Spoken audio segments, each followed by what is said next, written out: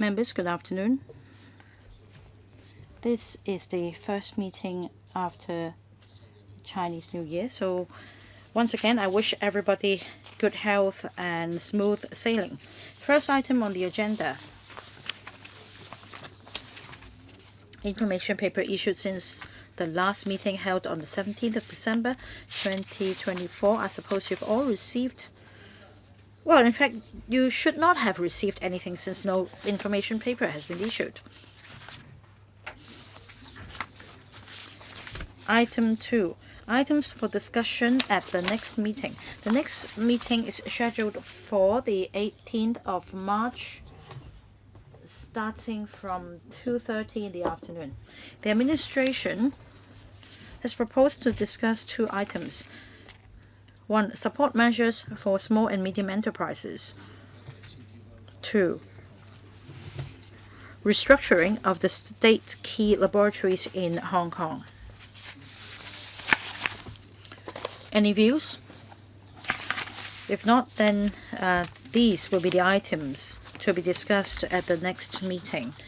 The third item is trade relations between the Mainland and Hong Kong, amendments to the Agreement on Trade in Services of the Mainland and Hong Kong Close Economic Partnership Arrangement, or CEPA. Let's welcome the administration to our meeting. May I invite the Undersecretary to walk us through today's paper. Chairman, members, together with the TID and my other colleagues from various policy portfolios, I'd like to brief members on the paper. Since the signing of CEPA, we have been liaising with the mainland authorities and taking a progressive approach. We have been broadening and enriching the content of CEPA since 2003. 20 years on, we have now signed 4 agreements under CEPA covering trade in services, trade in goods, investments, economic and technical cooperation. The services agreement was signed in November 2015 to achieve basic liberalization of trade in services between the mainland and Hong Kong. We also signed an agreement in November 2019 to amend the services agreement. The amended agreement came into force in June 2020. In order to respond to the sector's aspirations to tap the mainland market on the 9th of October 2024, further amendments were made to the services agreement, and that's called the Amendment Agreement 2, to lower the market access threshold for Hong Kong participants. The new amendment will come into force on the 1st of March 2025. The Amendment Agreement 2 touches on various sectors: construction and related engineering services, film, television, tourism, financial services. New liberalization measures have been put in place. The amendment agreement second also brings institutional innovation and collaboration enhancement, including the allowing Hong Kong invested enterprises to adopt Hong Kong law and to choose for arbitration to be seated in Hong Kong, as well as relaxing the period requirement to engage for Hong Kong players to engage in substantive business operations in Hong Kong for 3 years. We believe that this can help troll global enterprises and talents for them to set up presence in Hong Kong and tap the mainland market. We can ensure that Hong Kong's services supplier and the services will continue to be treated favorably as they tap the mainland market. This will also inject new impetus to the services industry in Hong Kong. We can also create more favorable conditions for the services supply in Hong Kong to contribute to the country in the process of high quality development. The new agreement also leverages on Hong Kong's unique advantage as having the motherland's backing and being connected to the rest of the world, and will give full play to Hong Kong's role as a super connector and super value adder. Now, in future, the SAR government will ride on the basis and seek greater collaboration with the mainland so as to create more room for development for the sectors, and that we will ride on the national strategy of dual circulation. I will now invite my colleague to brief you on the liberalization measures for for the key services sectors, and then we will be happy to take questions from the floor. Thank you, Chair. I'm pleased to be here to brief members on the new liberalization measures under the Amendment Agreement 2. Since the signing of CEPA 2003, we've been taking a progressive approach in broadening and enriching the content of CEPA so as to further promote liberalization of trade and investment between the mainland and Hong Kong. There are 4 sub-agreements under CEPA covering trade in goods, trade in services, investments, and economic and technical cooperation. For the agreement on trade in services, that's called the Services Agreement. It was signed in 2015. It was amended in 2019 for the first time. In order to meet the aspirations of the sectors in tapping the mainland market, last year on the 9th of October, the 2 sides signed an agreement to make further amendments to the Services Agreement. It's called the Amendment Agreement 2. It will come into effect on the 1st of March 2025. The Amendment Agreement 2 introduces new liberalization measures in a number of services sectors which Hong Kong enjoys competitive advantages, including removing or relaxing restrictions on equity shareholding and business scope, and also relaxing qualification requirement, etc., to make it easier for Hong Kong players to take part in the market development in the mainland. Some of these liberalization measures apply to the whole of the mainland, and some of them apply to the 9 municipalities in the Greater Bay Area. Now, in the enclosure of the paper, you will find details of the new liberalization measures. I will now go through some specific examples with members. In relation to construction and related engineering services, we will allow Hong Kong general practice surveying enterprises to provide professional services in Guangdong province through filing of records. It will facilitate them to start businesses and provide services in Guangdong. We'll also allow Hong Kong engineering construction consultant enterprises which have completed filing of records to bid for consultancy services projects in joint venture in the Greater Bay Area. This will create more business opportunities for the relevant consultant. On film services, we have removed the restriction on investment in enterprises engaging in film production by Hong Kong service suppliers.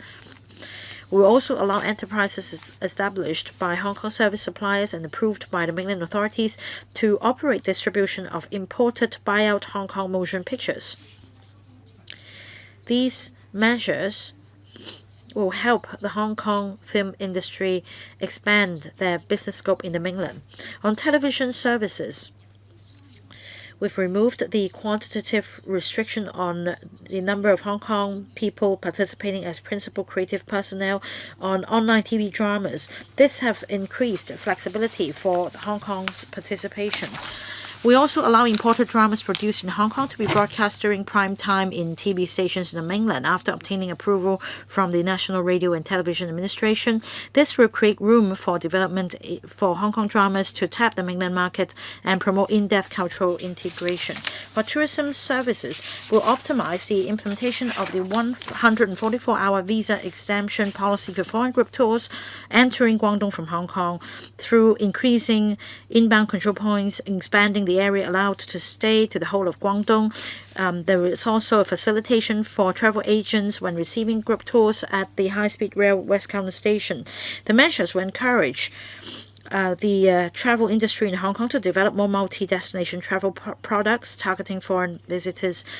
This can also further support Hong Kong's development into an international tourism hub and a core demonstration zone for multi-destination tourism. We'll also support cruise companies to arrange international cruise itineraries involving port of call in the mainland cruise ports in accordance with the laws. Now, for visitors participating in the itineraries, they can travel to Hong Kong in transit to join all sorts of cruise itineraries by presenting their passports and confirmation documents. The measure will facilitate cruise passengers participate in international cruise itineraries in both Hong Kong and ports in the mainland, and cruise companies will develop more cruise itineraries. On financial services, we will remove the asset requirement of not less than $2 billion as at the end of the most recent year for the Hong Kong financial institutions which invest in shares of insurance companies, so as to lower the entry requirement. We'll also remove the restriction prohibiting foreign bank branches established by Hong Kong players from conducting bank card services. Another measure is that we will consider extending the scope of mutual market access program by including REITs. We'll also enhance cross-boundary wealth management Connect Pilot Scheme and the Mainland Hong Kong Mutual Recognition of Fund Scheme. We'll continue to promote the cross-listing arrangement of the Mainland and Hong Kong ETF, as well as enhance the southbound trading and northbound trading under Bond Connect. These measures will further promote concerted development of the capital markets and reinforce our status as an international financial center and offshore renminbi business center. Some of these liberalization measures have already been implemented. Apart from the services I mentioned, which will be enjoying the liberalization measures, we will also promote institutional innovation and collaboration enhancement, including allowing Hong Kong invested enterprises to adopt Hong Kong law and to choose Hong Kong as a seat of arbitration. For the Hong Kong invested enterprises, they can also make use of or choose Hong Kong as a seat of arbitration, and they can also adopt Hong Kong law or Macau law as the applicable law in their contracts. These measures will facilitate Hong Kong invested enterprises, as well as the professional services familiar with the Hong Kong law or Macau law, so as to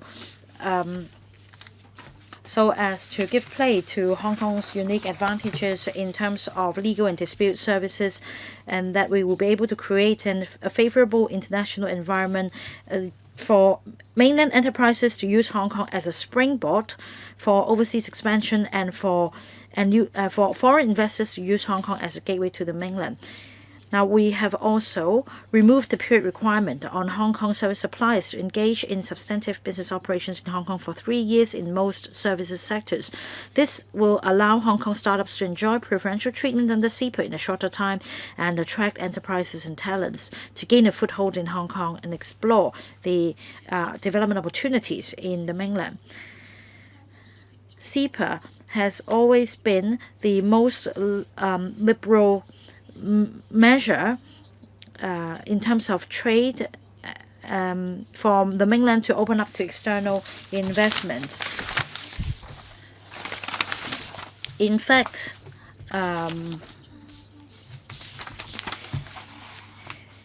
there are, for commercial presence, close to 7 mainland departments have introduced preferential treatments for Hong Kong enterprises. According to the most favored treatment clause, the preferential measures in free trade agreements signed between mainland and other places will also automatically be extended to Hong Kong to ensure that we'll continue to enjoy the opening up measures. Now, also, for any opening up measures applicable to foreign investors, they will automatically be applied to Hong Kong as well without the need to be incorporated in CEPA. In fact, the various sectors have been leveraging on CEPA in tapping new opportunities. And in fact, we've listed our achievements here. You will see that for wholly owned enterprises or joint ventures, they have set up businesses in the mainland. I'm not going to go through them in detail. As you can see, details are shown on the slide. In fact,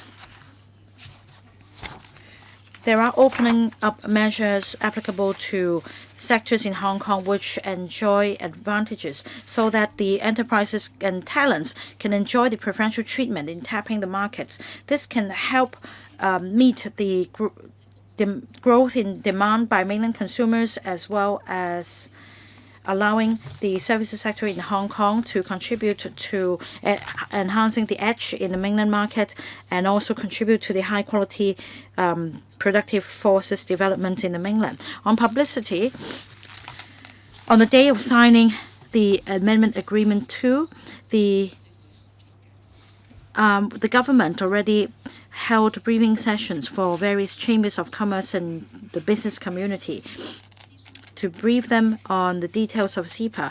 Following that, we also liaised with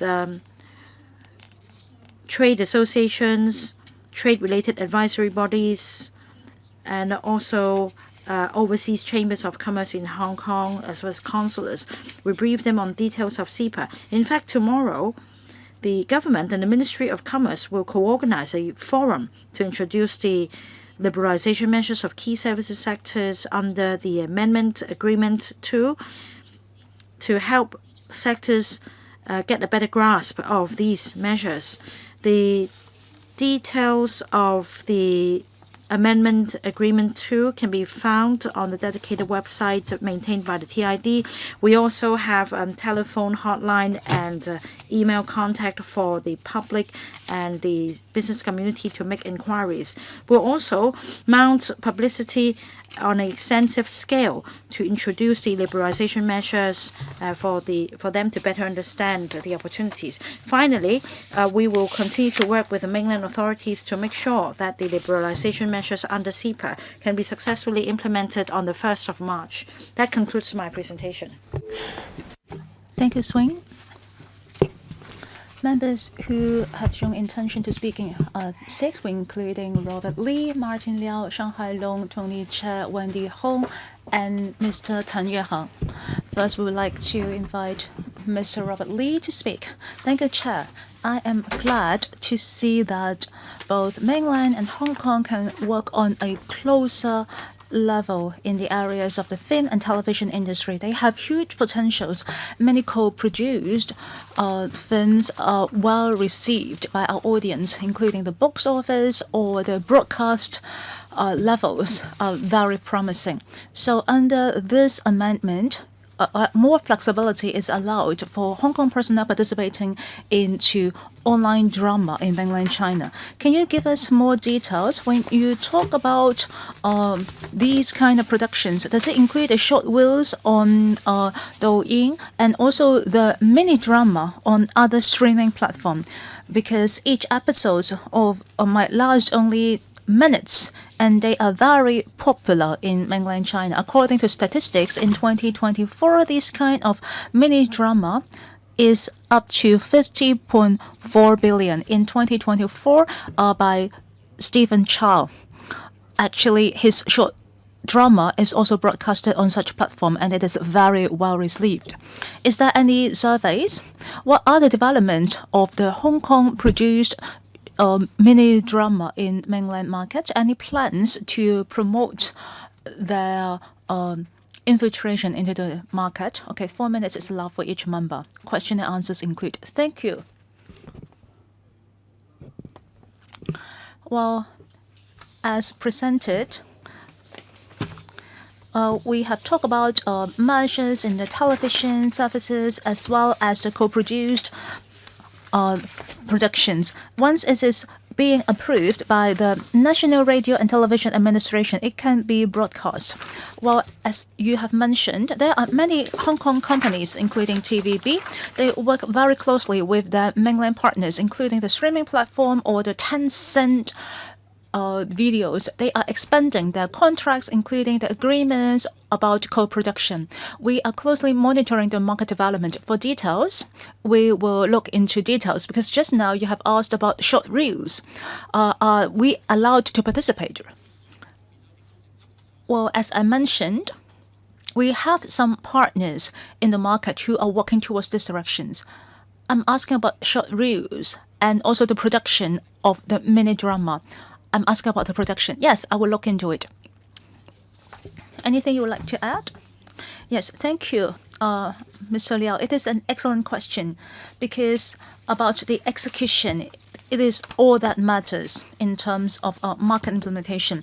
Therefore, in the agreement that we signed in September and October is to formulate this policy. We want to support Hong Kong television personnel and to allow the videos produced in Hong Kong to enter into Hong Kong market. But actually, the products are multitude. when we are trying to enter into the market, we are very eager to know about different factors in the market apart from what you have asked. Therefore, after signing the agreement, we will also invite the related officers from mainland China because they are the ones who sell out the details of the entry of the market. So by tomorrow at the forum, the government officers from mainland China were present, and we have also invited people in the industry to participate. Your questions is well noted. We can take that opportunity to ask them in details at the forum. Thank you. The next is Mr. Robert Lee. Thank you, Chair. Today we are discussing about CEPA. That is the Mainland and Hong Kong Closer Economic Partnership Agreements, as well as the amendments to the Agreement on Trade in Services. So I have two questions. The first is about mutual recognition of qualifications. Second, about mechanism of mutual connections. About the mutual recognition of qualification, as we understand under CEPA, there are different professionals, including the architects, structural engineers, lawyers, doctors. There are a lot of examinations in both locations, as well as the mutual recognition of their qualifications. But still, in the industry, we are still very much concerned because there are so many mechanisms. How can we allow those professionals to practice in mainland? Because the devil is always in the details, well, including the cross-boundary wealth management pilot scheme. Sometimes the sectors will still discover that the license holder of Hong Kong will always work in Hong Kong and vice versa. So although there are many mechanisms and the experience in different sectors might vary, maybe some professionals are already able to go deep into the mainland market. But especially in the professional and financial services, I still feel that there is some shortfalls. People are still unable to practice in mainland even when they are already a license holder.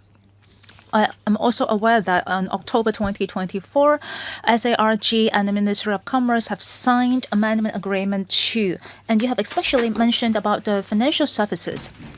In terms of details, well, of course, this is a huge breakthrough in terms of connections. Just now in your presentation, you have talked about the mutual recognition of funds, Bond Connect, etc. Well, I just want to cite one example. Taking funds, mutual recognition of funds. There are already some optimization schemes. There are mechanisms to control from the 50% capped to 80%. Well, because the mainland market is huge and that scale is much larger than that of Hong Kong. Their products needs to be scrutinized. So is it still necessary for us to set these kind of proportion cap? In regard of mutual recognition of funds, will you consider to remove such restrictions?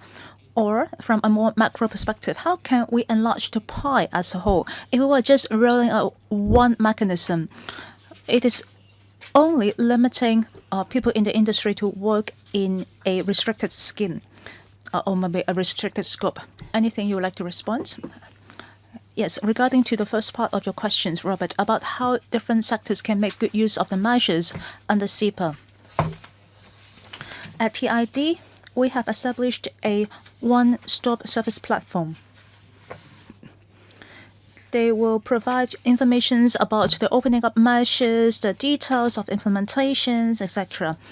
There are also lists of different service sector, including what Robert has mentioned about the liberalizations schemes, the mainland regulations, as well as the procedures and requirement of applications to establish a business. These are all there for your reference, and I would like to encourage all of you to make good use of these resources. Robert also mentioned about the mutual recognition of funds as well as the cross-boundary wealth management pilot scheme. We continuously reflect your views to the government officials in mainland China. As mentioned, there are different forums going to be arranged, especially tomorrow. We have government officers from mainland China's departments who come to Hong Kong. So through all these different channels, we will properly reflect all your comments. Thank you. Next, Mr. Shang Hailong. Thank you, Chair. Today we are here to discuss about CEPA, that is Hong Kong, Mainland and Hong Kong Closer Economic Partnership Agreement. We are very thankful for over a decade of efforts under the framework of CEPA. There are many policies that is favorable to Hong Kong business sector. I have two major concerns today. According to your paper in paragraph number 7 about the promotion of tourism.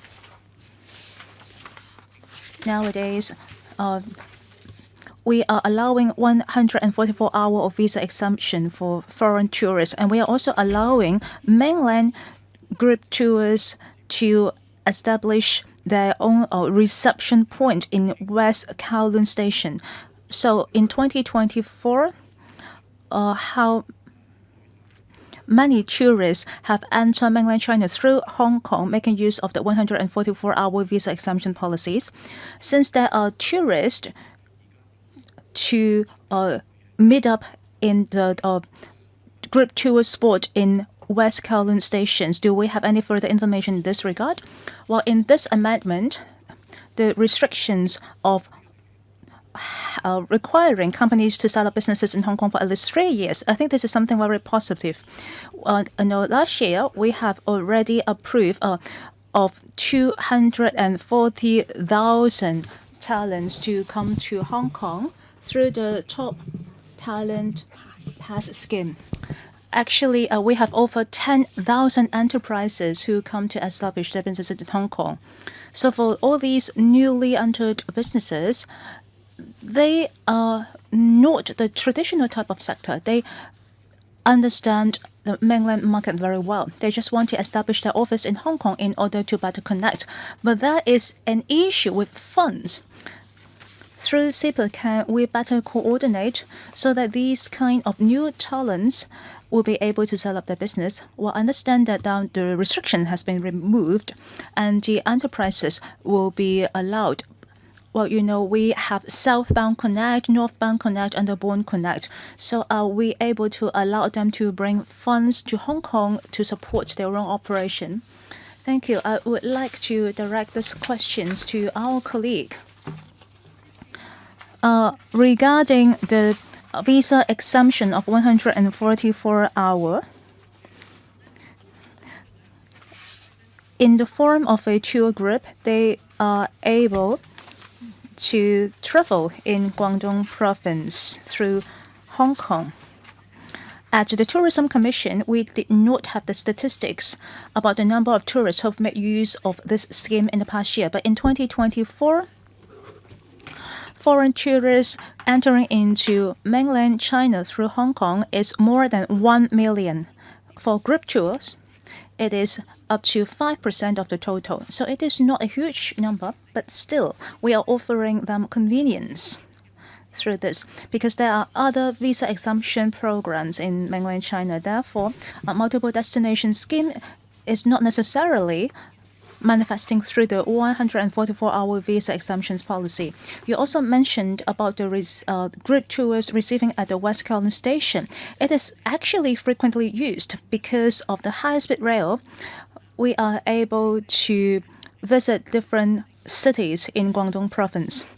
From our observation, actually many of them are also using the Shenzhen as the entry point. The tourist agencies on both sides are clear about the documents requirements. Southbound trading or attracting capital from the mainland. Likewise, we will relate this issue to the relevant authorities in the mainland. Now, Mr. Shang also mentioned mainland talents coming to Hong Kong via the Top Talent Pass scheme. There are two concepts. We have natural persons and legal persons.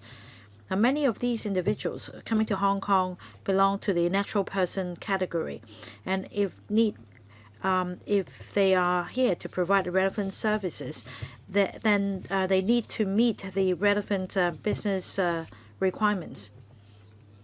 In 2024, Mainland received 64 million foreign visitors. So it is expected that under the 144-hour visa exemption policy, there should be more, but only 50,000 foreign visitors have gone to the mainland via Hong Kong, and this is a rather small percentage. Perhaps you should work on the policy. Next, Mr. Tony Jay. Well, thank you, Chairman. I'm not a member of this panel, but do allow me to say a few words about the topic. Now, I represent the architecture, surveying, town planning sector. I'd like to express my gratitude to the government on behalf of my sector for the hard work, so that we see this facilitation measure on qualification requirements for my sector. Now, I'd like to raise a couple of points. First of all, in terms of laws and regulations, we have two different systems for the two places. For professionals who have completed the filing of records, would the government provide training or guidelines for them to tap opportunities in order to practice in the mainland? The second point I'd like to raise is about professional indemnity. This is an issue close to the heart of my sector. In the mainland, they have a different insurance or indemnity requirement. Say, for some professionals, such as those in the construction industry, they may face penalties up to, say, the death penalty. So this is indeed a concern for our professionals because of this difference in the system. And about allowing Hong Kong invested enterprises to adopt Hong Kong law and to choose Hong Kong as a seat of arbitration, the scope of these measures will be expanded to cover the whole of the Greater Bay Area. However, when it comes to a dispute, then if the matter is taken to the court, will it mean that this party involved will be tried twice? How should we make use of the facilitation measure? Because in terms of arbitration, we shouldn't view this as a second bite of the cherry. This will affect the sector's integration into our country. For the latter question, can you tell us whether you've discussed with the relevant authorities? And if so, please tell us the details. Development Bureau. The second question, right? Mr. Low, or who would like to take this question? Yes, I'm from the Department of Justice. I thank member for the question about allowing Hong Kong enterprises to adopt Hong Kong as a seat of arbitration. Let me give you some details. Under this facilitation measure, if either party or both parties are registered Hong Kong invested or Macau invested enterprises in the 9 municipalities in the Greater Bay Area, then they can choose Hong Kong or Macau as a seat of arbitration, so that the restriction for foreign investors will not apply to them. So let's say if you have a Hong Kong invested enterprise working with a mainland enterprise in a construction project, and if a dispute arises, then they could choose for the arbitration process to be seated in Hong Kong, and that if the matter is to be taken to the court in Hong Kong will oversee this matter. Now, let's say after going through the arbitration process, it is ruled that the Hong Kong invested enterprise should make damages to the mainland party, then the awardee will make a claim in Hong Kong. They will file a case with the court in the mainland, rather, and then to choose Hong Kong as a seat of arbitration. And in such cases, then the mainland court will have the second chance of considering the reward of arbitration. Is that clear? Well, in fact, I asked 3 questions. Development Bureau. I'd like to take this opportunity to thank Mr. Jay. Mr. Jay has given us a lot of support in our work to promote the entry of Hong Kong professionals into the mainland market. Now, about the filing of records under the 14th Five-Year Plan, in 2021, we promulgated a document in relation to filing of records in the Greater Bay Area. That is for professionals in the construction, engineering, architecture, surveying, and landscape planning professionals to file records or to make registration, in other words,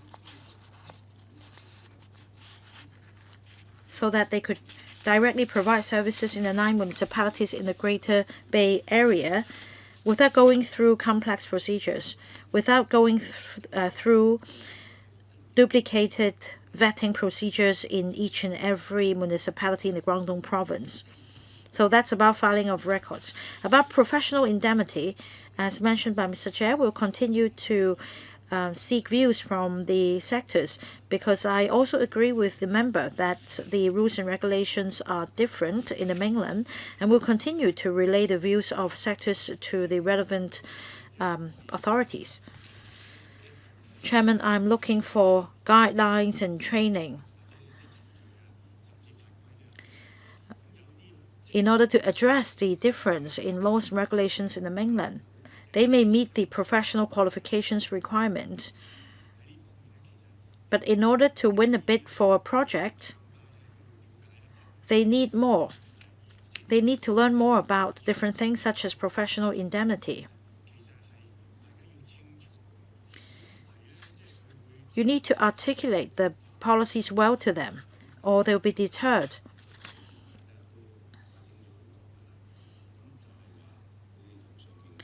Well, I think various sectors have expressed their views on this matter.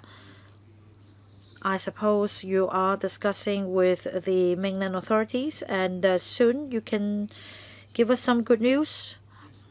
What's important is for the Hong Kong government to mount publicity. Like Mr. Tony Chair said, not many people know about this issue.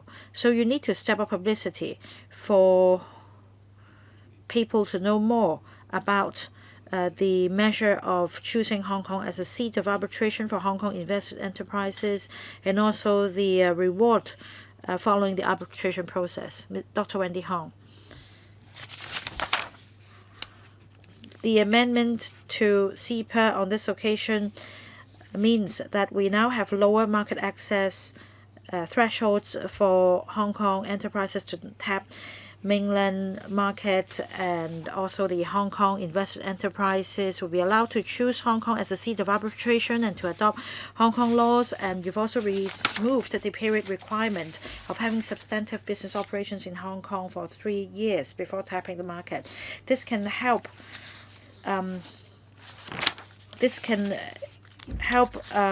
us play the role as super connector and super value adder.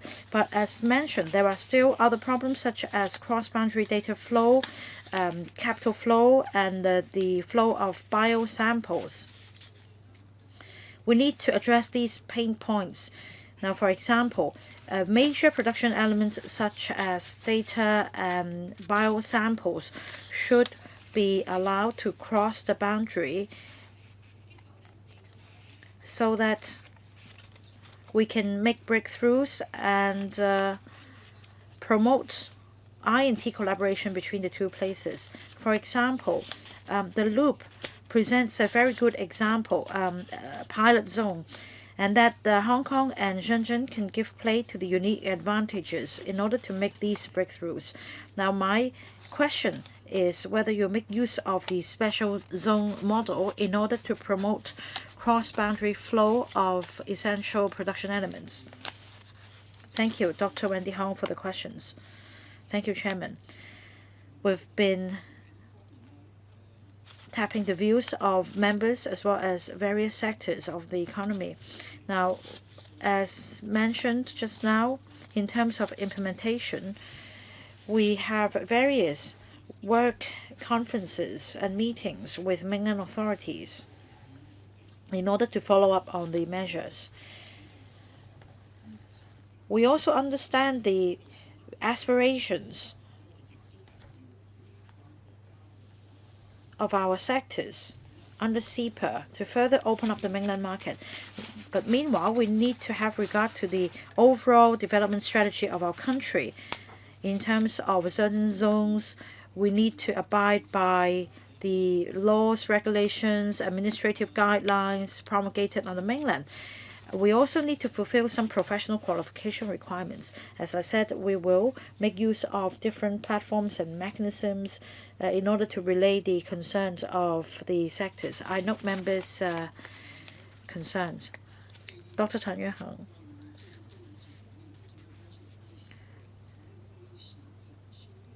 Now, in relation to CEPA,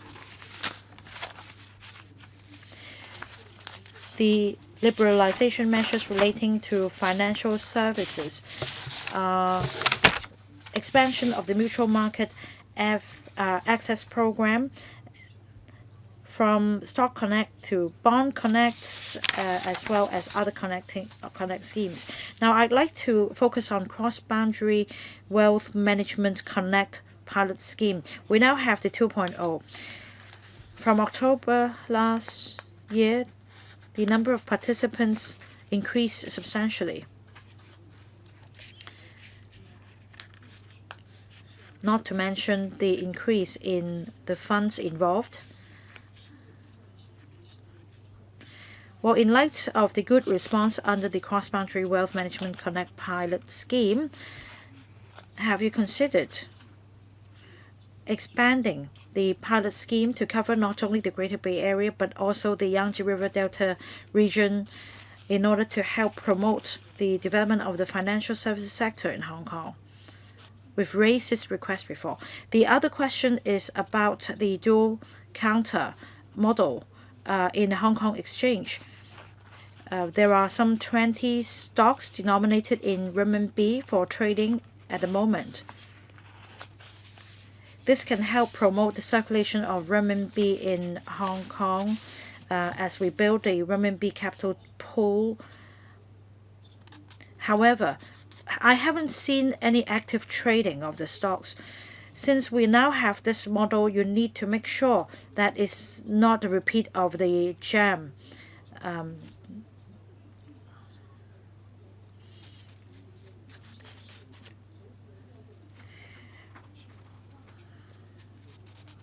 Now, in fact, under the Stock Connect scheme in the past, investors would need to first change renminbi into Hong Kong dollar in order to invest in blue chip stocks. Now that we have the renminbi currency counter, can we allow the direct exchange of currency from renminbi to Hong Kong dollars in order to invest in other stocks?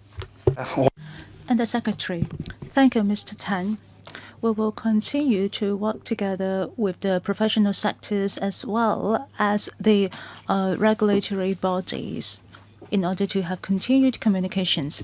Just now, you have mentioned about the 2.0 version of cross-boundary wealth management pilot scheme. Since the implementation of the 26th of February last year, there are many optimization measures that are well received by the sector. Towards the end of last year, personal investors participating in the scheme in the GBA area exceeds 130,000. As for the amount of investment, it is exceeding 99.4 billion renminbi. So it has been very well received. We are very thankful for the comments that you have directed at us, and we will reflect it accordingly. Thank you, Mr. Shu Kafai. Thank you, Chair. Thank you for your effort into deepening different measures under CEPA. Thank you for the effort of the Commerce and Economic Development Bureau. I am very concerned about measures number 7 and 8. Nowadays, foreign tour group are able to enter different locations in the Guangdong province.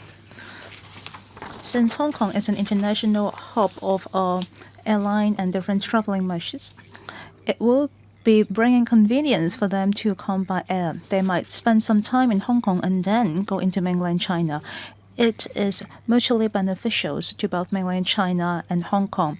It will help promote the economic activity in GBA and allow foreign tourists to appreciate the ease of multi-destination travel.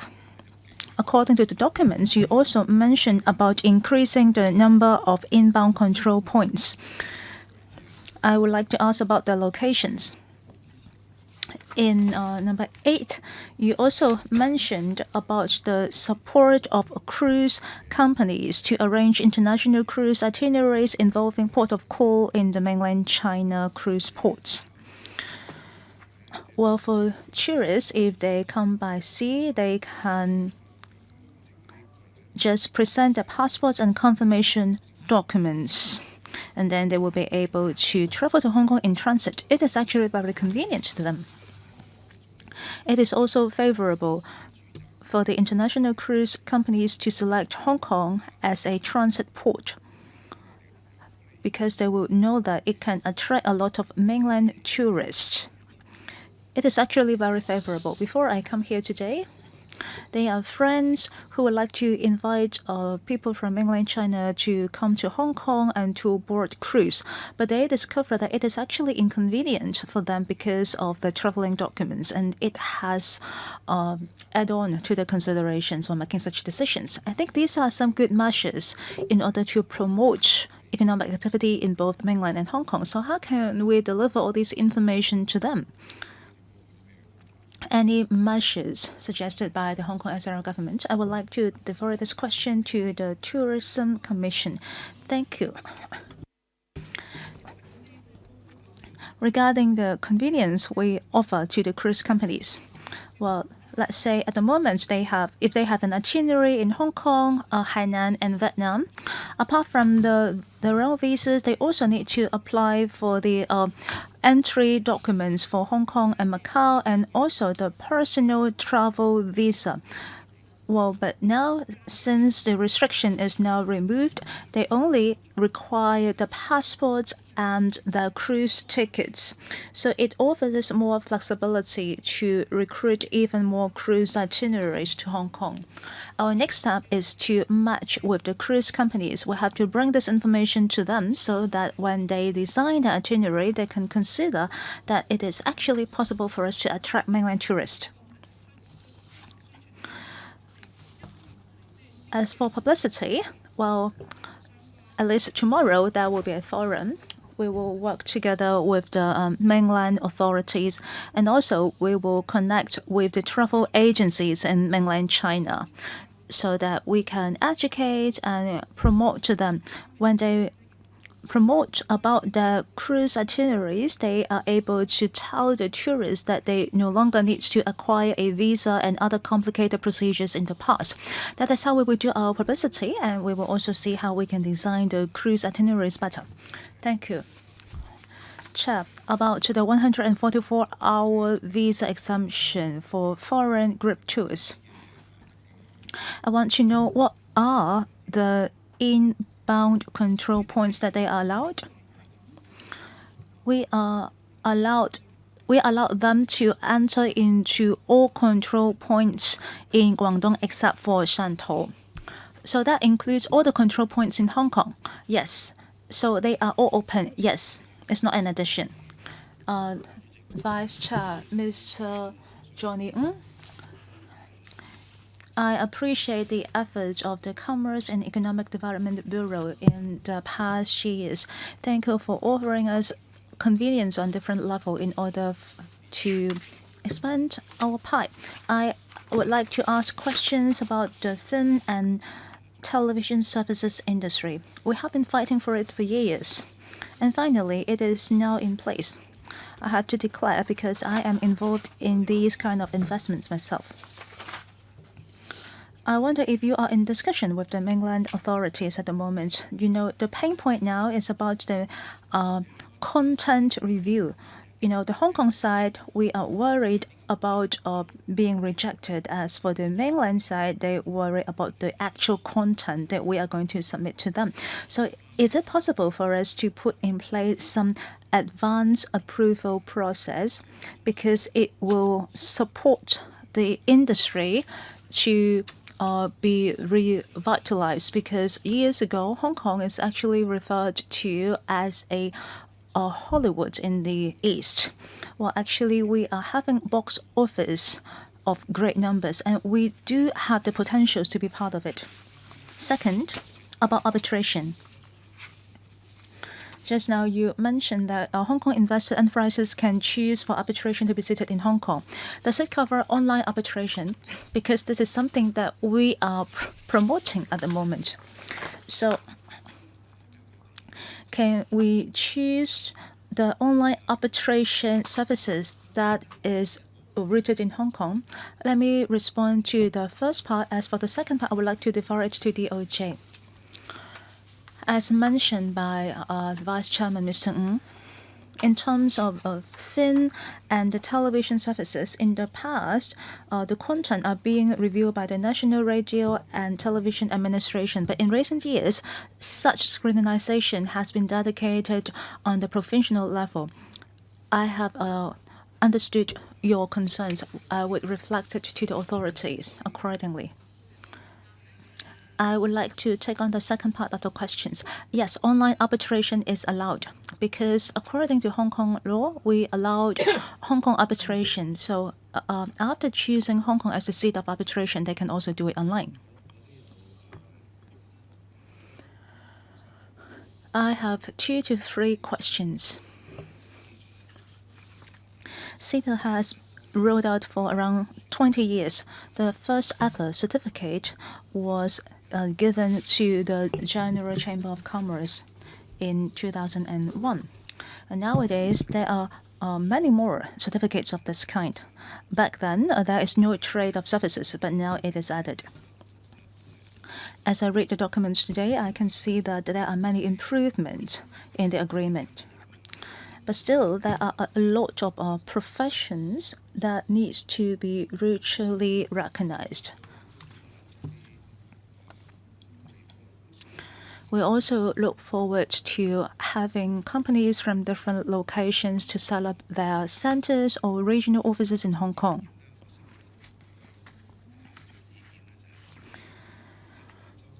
Many have told us that in Hangzhou, they have some one-stop service platform.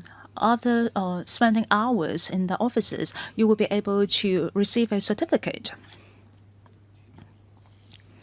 As for Hong Kong, there has only been talks. We mentioned about the through train or one-stop services, but still, having years of talks, I still find our procedures complicated. How can we speed up in this regard? I hope that the Undersecretary can pay more attention to this area. Today we are talking about services. Hong Kong is very famous for our food and our services. I hope that this will be a reputation that is well recognized globally. Well, today I'm not going to talk about retail, food and beverages. Let's just talk about economic and trade. When people come to invest in Hong Kong, they need not only licensing, they need a lot of information, including the sourcing of an office, talents, resources, etc. Apart from this one-stop service, apart from the one-stop service that help them to establish their companies in Hong Kong, can you also offer them more additional information? I very much agree with you, Chairman. In terms of introducing companies to Hong Kong, we do need to offer them some post-sale services. Therefore, we are putting more effort into supporting these foreign companies, including different financial subsidies offered by the government. Or if they need to have business matching, or if they need help in renting a place, we will always try our very best to offer them support. Well, different departments in the government, including the TID, also have this kind of a service pledge. However, when they apply for a different support or different license, we need to acquire all the documents in order to fulfill our pledge. So after we have received all the required documents, we will fulfill a pledge and speed up the approval procedures. The connections between Hong Kong and GBA is really close. Now, the foreign passengers needs to travel with passports or other travel documents. It is very popular for other countries to make use of electronic traveling documents. So when can we roll out such measures? Of course, it's not just about Hong Kong. It's also involved mainland China. Have you ever considered that? Because if we allow for that, people don't need to carry the physical passports every time. Well, because nowadays you can make payments, receive payments just by your phone. So it is possible for us to cover also traveling documents. The Immigration Department will continue to communicate with relevant mainland authorities. You have mentioned a very major direction. We are pleased to receive your comments, and we will try to make it possible. Yes. Well, because if you use electronic travel documents, you also need to put more effort into protecting our privacy. Okay, Mr. Tony Chair, second round. Thank you, Chairman. Just now you have mentioned about the through train services. For the companies in Hong Kong and Greater Bay Area, when they establish the businesses, they do need this kind of service support.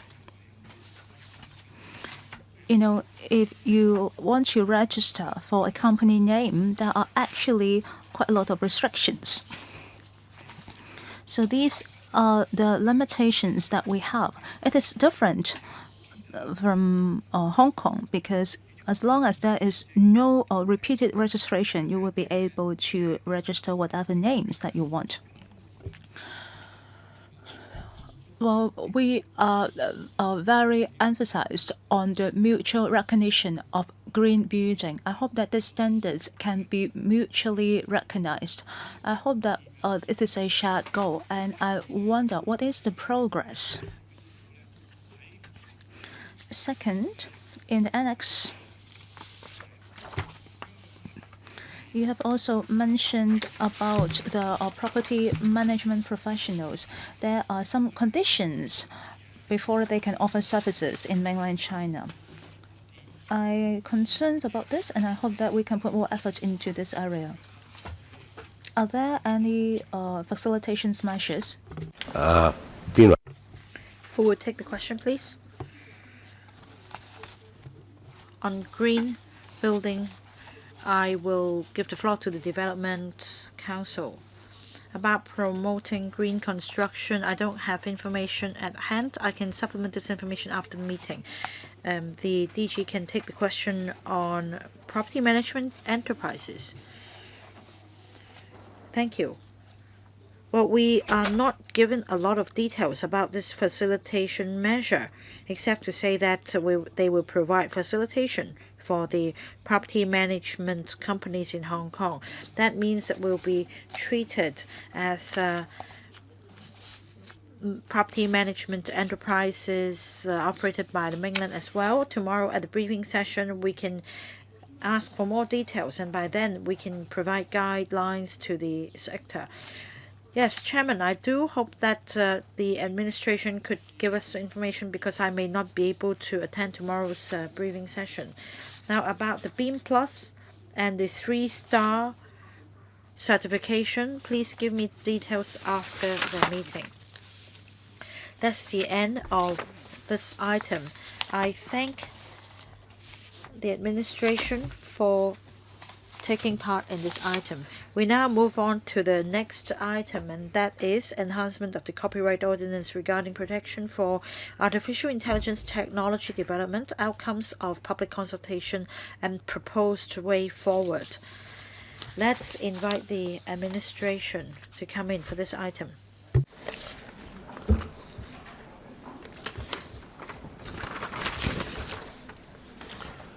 咁不如副局 Under Secretary, why don't you start introducing the outcomes to us? Chairman, members, the government conducted a 2-month public consultation on copyright and AI, artificial intelligence, from the 8th of July to the 8th of September 2024. In the same year, on the 16th of July, members of the panel were briefed the contents of the consultation. I'm joined by the IP department and would like to brief members on the outcomes of the public consultation and the government's proposed way forward for further enhancement of the copyright ordinance regarding protection for AI technology development. Now, as mentioned in our briefing in July last year, whilst we need to enhance our competitive advantages, and at the same time we need to explore the protection for AI technology development to support high-quality development of the local R&D, cultural, creative industries, and to dovetail with Hong Kong's development into regional IP training center and international R&D center and an East-Meets-West center for international cultural exchange, as outlined in the 14th Five-Year Plan. Last year, we conducted a 2-month public consultation. In this regard, we thank members for their invaluable views. We'd like to we have proposed 4 major issues for consultation: copyright protection of works generated by generative AI, and then second, copyright infringement liability for AI generated works. Third, possible introduction of specific copyright exception, and fourth, other issues relating to generative AI, that is deepfakes and the transparency of AI systems. Through various channels, we collected views from members, various stakeholders, and the general public. Apart from briefing members on the content of the consultation, we also held 3 briefing sessions for copyright owners, the creative industry, the IT industry, and the IP industry. We also held 2 public forums. We also attended 5 discussion meetings organized by various stakeholder groups in order to gather the views of industries and different parties. We received altogether 62 written submissions from different sectors, including copyright owners and their organizations, R&D industry, IP practitioners groups, and other professional or industry bodies, chambers of commerce, statutory or NGOs, individuals. We are pleased to learn that there is overall support for the government to review Hong Kong's copyright regime regarding the development of AI technology, and they consider that the consultation is done in a timely manner. For individual issues, we note that there is no clear consensus among the respondents from different sectors, but having considered all views and with a view to balancing the interests of different sectors, we have come up with the proposals. First, we are of the view that there is no justification to propose at this moment any legislative amendment concerning copyright protection for AI-generated works. And we also will consider introducing TDM exception. Now, the IP department will give you more details about this.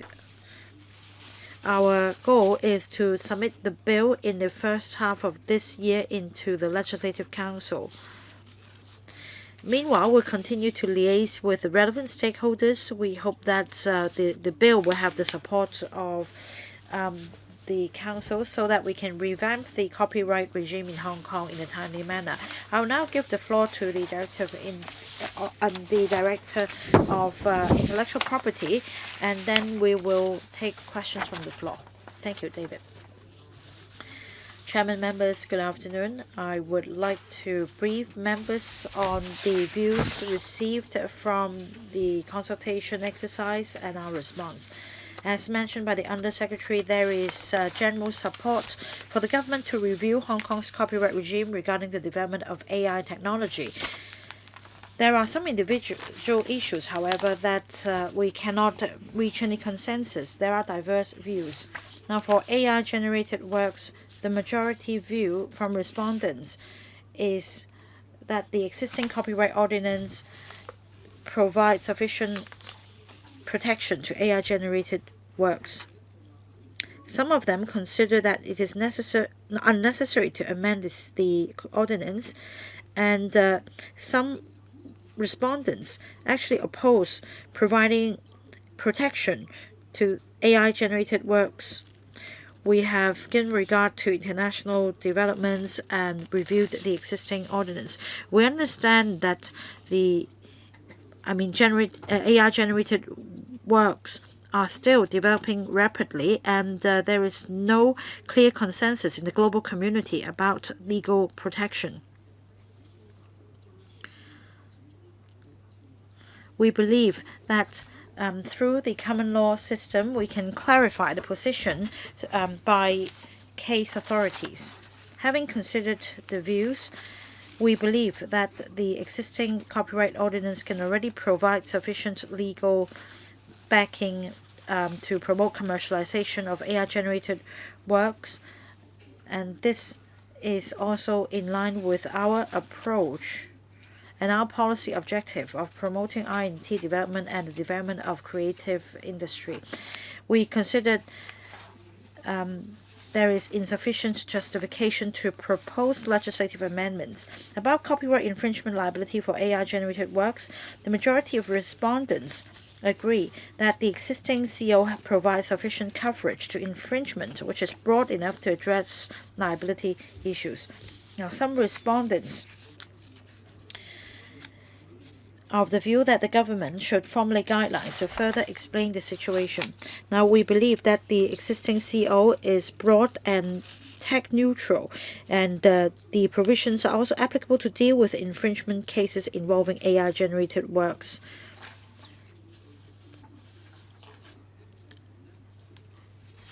As cases in dispute will have to be determined by virtue of the underlying facts, evidence, and the circumstances.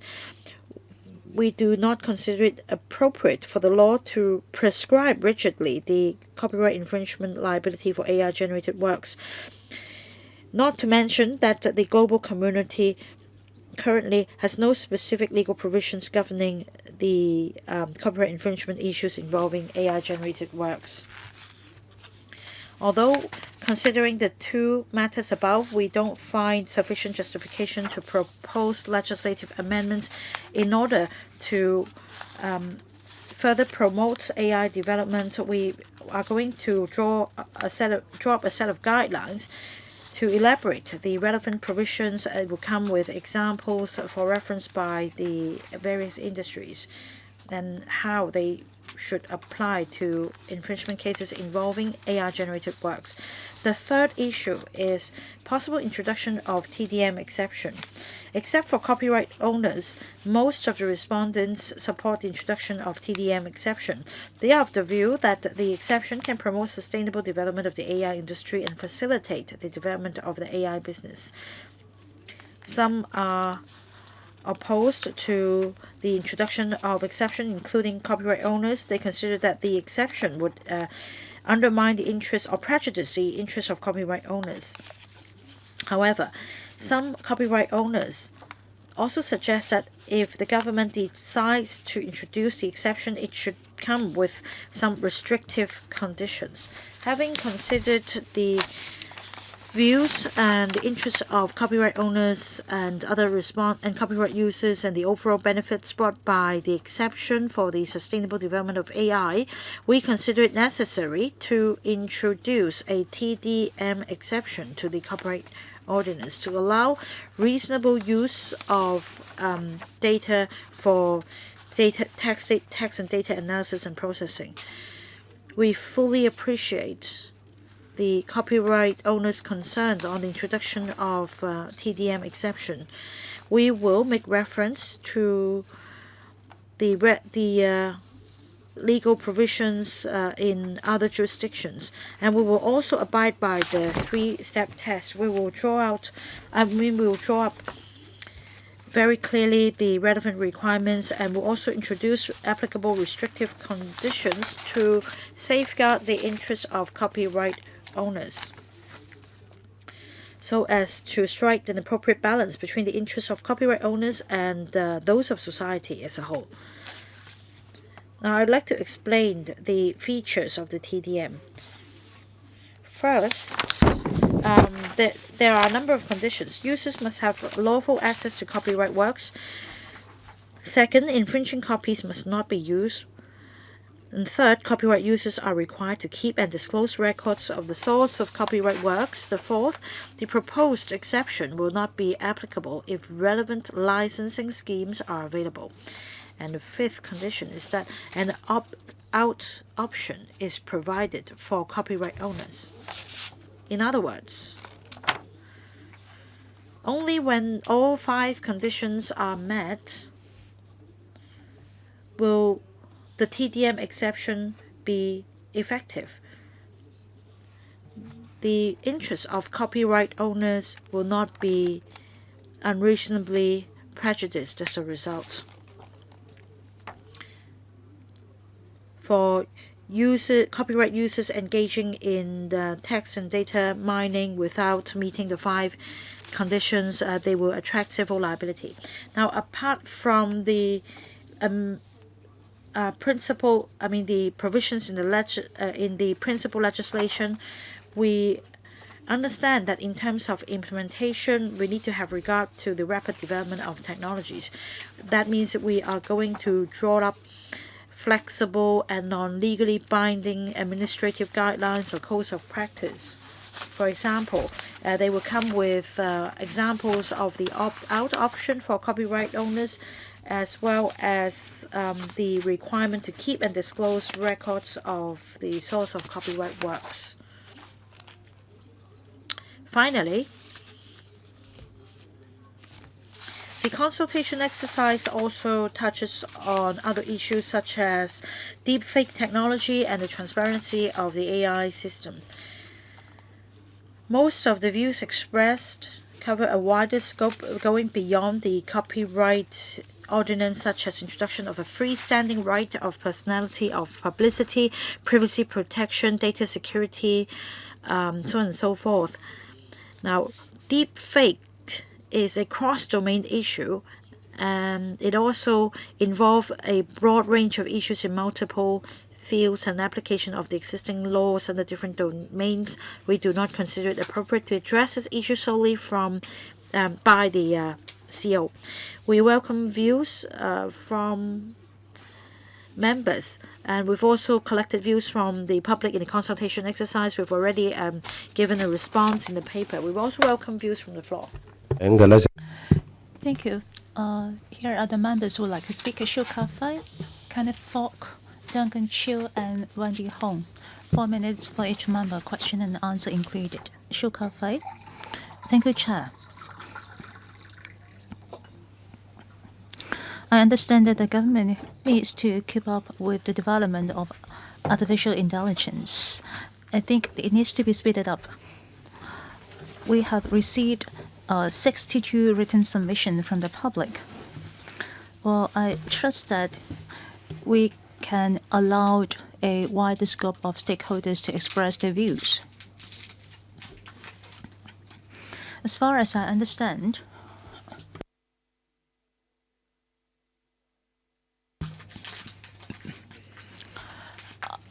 when I ask questions on AI, I believe that they are collecting information on the internet in order to provide a response to me.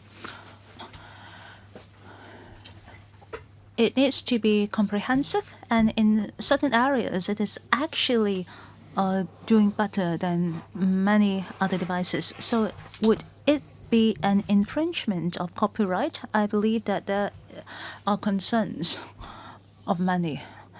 Because if I am an author, people need to pay in order to read the content. Well, let's say the AI platform is able to acquire the content of this book. Then through that platform, the content will be publicized to the copyright holder. Well, even if they expressly object this, or if they express that it needs to be charged, well, I'm not sure if it is going to be a possible scenario. Would they be able to disclose the content of a book on the AI platform? If that is the case, shall we support or not support artificial intelligence technology? How can we protect the copyright holder? I also read about the exemption. It says that you cannot make use of the copies or copies that infringe copyright. Let's say the copyright holder chooses to open it, then there will be no controversies, but needs to be an authentic version, not a copied or pirated version. Yesterday I tried to acquire a fortune teller's response. Well, I tried to submit it to AI for an explanation. When I asked for the second time, the response that they give is actually completely different from the result I received from the fortune teller. I have to interact with it, tell AI that it is their response is actually deviating from the fortune teller's response. Then they need to adjust. In other words, when the AI platform look for information online, they might have problem differentiating content. They might not understand if it is an infringed of copyright or just a pirated version of the original copy. How are you going to handle it? And the Secretary. Thank you, Mr. Shu Ka-fai. Just now you asked how can the copyright holder know whether or not the works are being infringed, or are they going to know that the content is being used by the AI training platform? On the internet, there are a lot of reverse image searching engine. By entering image and keywords, they would be able to detect and find whether or not the content has been used by the AI developer as a training materials for their own technology. As mentioned, we will also add some restrictive clause in the ordinance. For example, the user needs to keep file and they needs to disclose the source of the copyright content. This shall effectively enable the copyright holder to track whether or not their right has been infringed. There are also some opt-out options. In the market, there are many technological applications that allow them to do so. For example, through machine-readable code,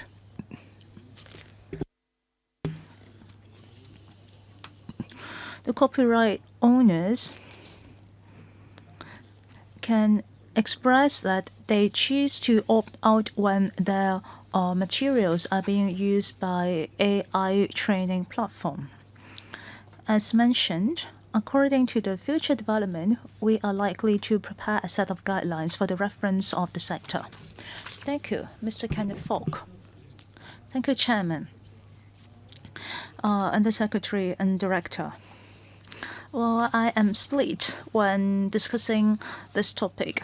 The development of AI is the major trend. This is something that I understand. Since Hong Kong is an INT hub, we cannot be left behind. But I am a representative of the culture sector, the publishing sector.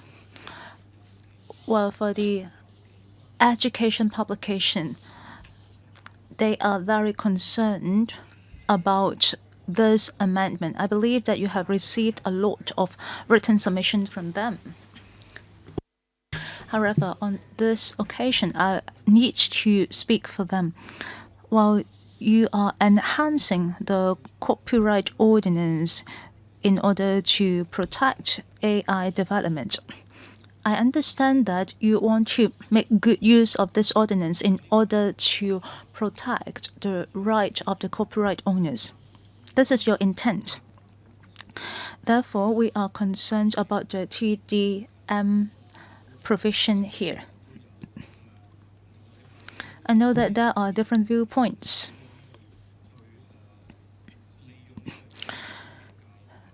Well, the I&T sector and the copyright owners have some very different point of views in terms of using artificial intelligence. AI generative content is going to shake the foundation of the traditional publishing sector. Let's say at the moment, they are signing some agreements with departments like the Education Bureau. The authorization is a major income of our sector. You know, I am speaking on behalf of the upstream of the copyright owner. Such changes is going to shake the foundation of our sector. Certainly, there will be shakings in different sectors, but I hope you will consider our concerns. I would like to discuss further in the opt-in and opt-out mechanism. This is something that we understand. We have discussed it through. It is better to have this opt-out option. However, there are worries. I understand that there is a mechanism for you to opt out and the records needs to be kept. The operator or the I&T company needs to keep the record.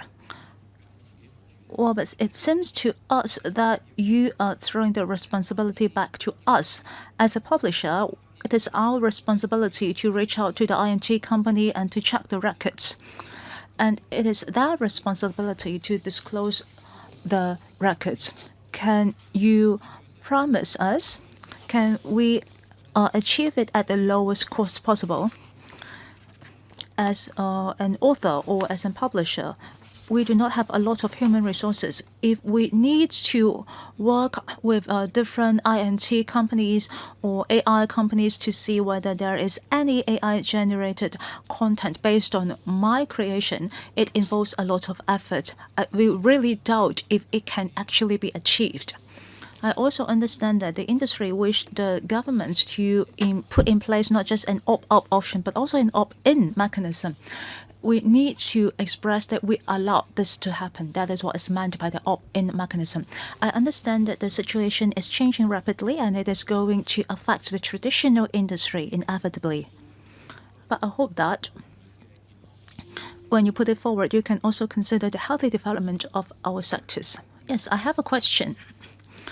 By opt-in mechanism, if they did not first seek consent from the copyright owner, then it will be an infringement of law. Is that what she's meant? And the Secretary, responding to the first part of your question, as we formulate the conditions for exemptions, well, as mentioned by Director, if there are some specially allowed situations, this exemption is not applicable. Therefore, I very much agree with what Mr. Kenneth Fogg has mentioned. If there is any franchising procedures in the market, then it will not be applicable. As for the record keeping of the copyright materials, we do notice that in the market, there are a lot of I&T applications that we can take reference to. For example, there are some automated computing data management applications and programs. As mentioned by the Director, in the future, we are going to prepare some guidelines. including the record keeping or the disclosure conditions. We will provide some guidelines to the sector in these regards. Director Wong, I very much understand. As we communicate with the sectors, we fully understand the concerns because the copyright mechanism is to protect the private right because the creation is the fruit of the effort of the creator. So this ordinance is here to protect them so that they can commercialize their creation and to gain some economic returns. But still, we need to have the public interest in mind. Under circumstances, we believe that it is reasonable to allow for some exemptions. Under the existing copyright ordinance, we are offering over 60 exceptions under different circumstances. Well, there are different reasons for giving exemptions. It is not just because it is some high-sounding reasons, such as education, then we will offer exemption automatically, because there are still some licensing scheme in the education area. In terms of artificial intelligence, we have fully considered about the circumstances. We believe that the suggestions that we have put in place have include 5 major conditions to protect the rights. So it is a balance that is reasonable. On one hand, we can allow for the development of the AI developers. If there is no opt-out, if there are the conditions that we allow for them, they can rapidly develop the product. On the other hand, if the copyright owner believes that the content is very valuable, if they want to make economic income out of it, then there will be an other options. But of course, it is the copyright owner's responsibility in order to protect their rights. They can do it through civil procedures or file a complaint to the Customs Department if it is a criminal case. So the procedures will be exactly the same. I hope that it is a reasonable balance to support the AI development. If you take reference to other jurisdictions, there are countries who are benefiting from these kind of exemptions, including EU, Singapore, Japan, and the US. We can see that all these measures can support the AI developer to advance. I think the copyright ordinance in Hong Kong shall not fall short. We need to catch up with the current development.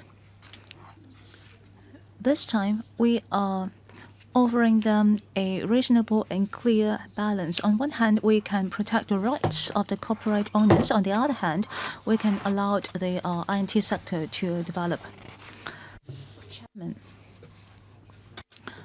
the sector is now looking forward to an in-depth discussion with the authority. I hope that the Undersecretary and David can have more dialogue with us, because communications is key. Surely we will engage with the sector because the publishing sector is very much concerned about this. Mr. Duncan Chiu. Thank you, Chairman. The INT sector, of course, takes a rather different stance. When it comes to promoting AI development, we need sufficient data to drive the engine of AI development. For OpenAI in the United States, they started with GitHub and also data from some big corporations. So I think the publishing sector should make one thing clear. First and foremost, like Mr. Peter Chiu mentioned, if the copyright work is searchable on the internet, for me to train my AI system, then if the publisher rejects to the content being made available on a search, on the internet search, then you should do something about it, because after all, when it comes to data on the internet, it's open domain. So the publisher itself should make sure that the work is properly registered and that there is proper copyright protection to prevent misuse. If it's protected copyright work, And if it's available on the search engine, then you should be able to recover some fees for using the copyright works. So I think we need to set the record straight whether the copyright owner has put up sufficient safeguards to prevent misuse of the copyright work. Now, coming back to the IT sector, well, we didn't write in to air our views substantially, but from what I know, there is majority support from my sector in terms of the scope of your proposal. Now, for the opt-out mechanism, my question is rather this could be abused as well, because if the opt-out mechanism is set up, then if the threshold is low, then everybody could just object to the content being used for AI training, and this will undermine the development of AI in Hong Kong. Now, I understand your proposal includes opt-out for commercial and non-commercial uses. You should provide some code guidance or code of practice as to what the opt-out means. That is, you should ask the copyright owner first and foremost whether the copyright work has been registered and whether you're actually the owner.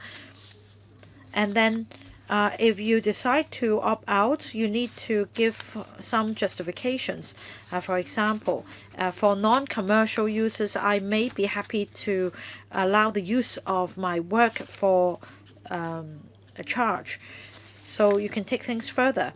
Now, if you just put up a simple mechanism of opt-out, say for commercial use, definitely the copyright use owners would object. For non-commercial use, perhaps the copyright owners would allow the use of their work for a fee.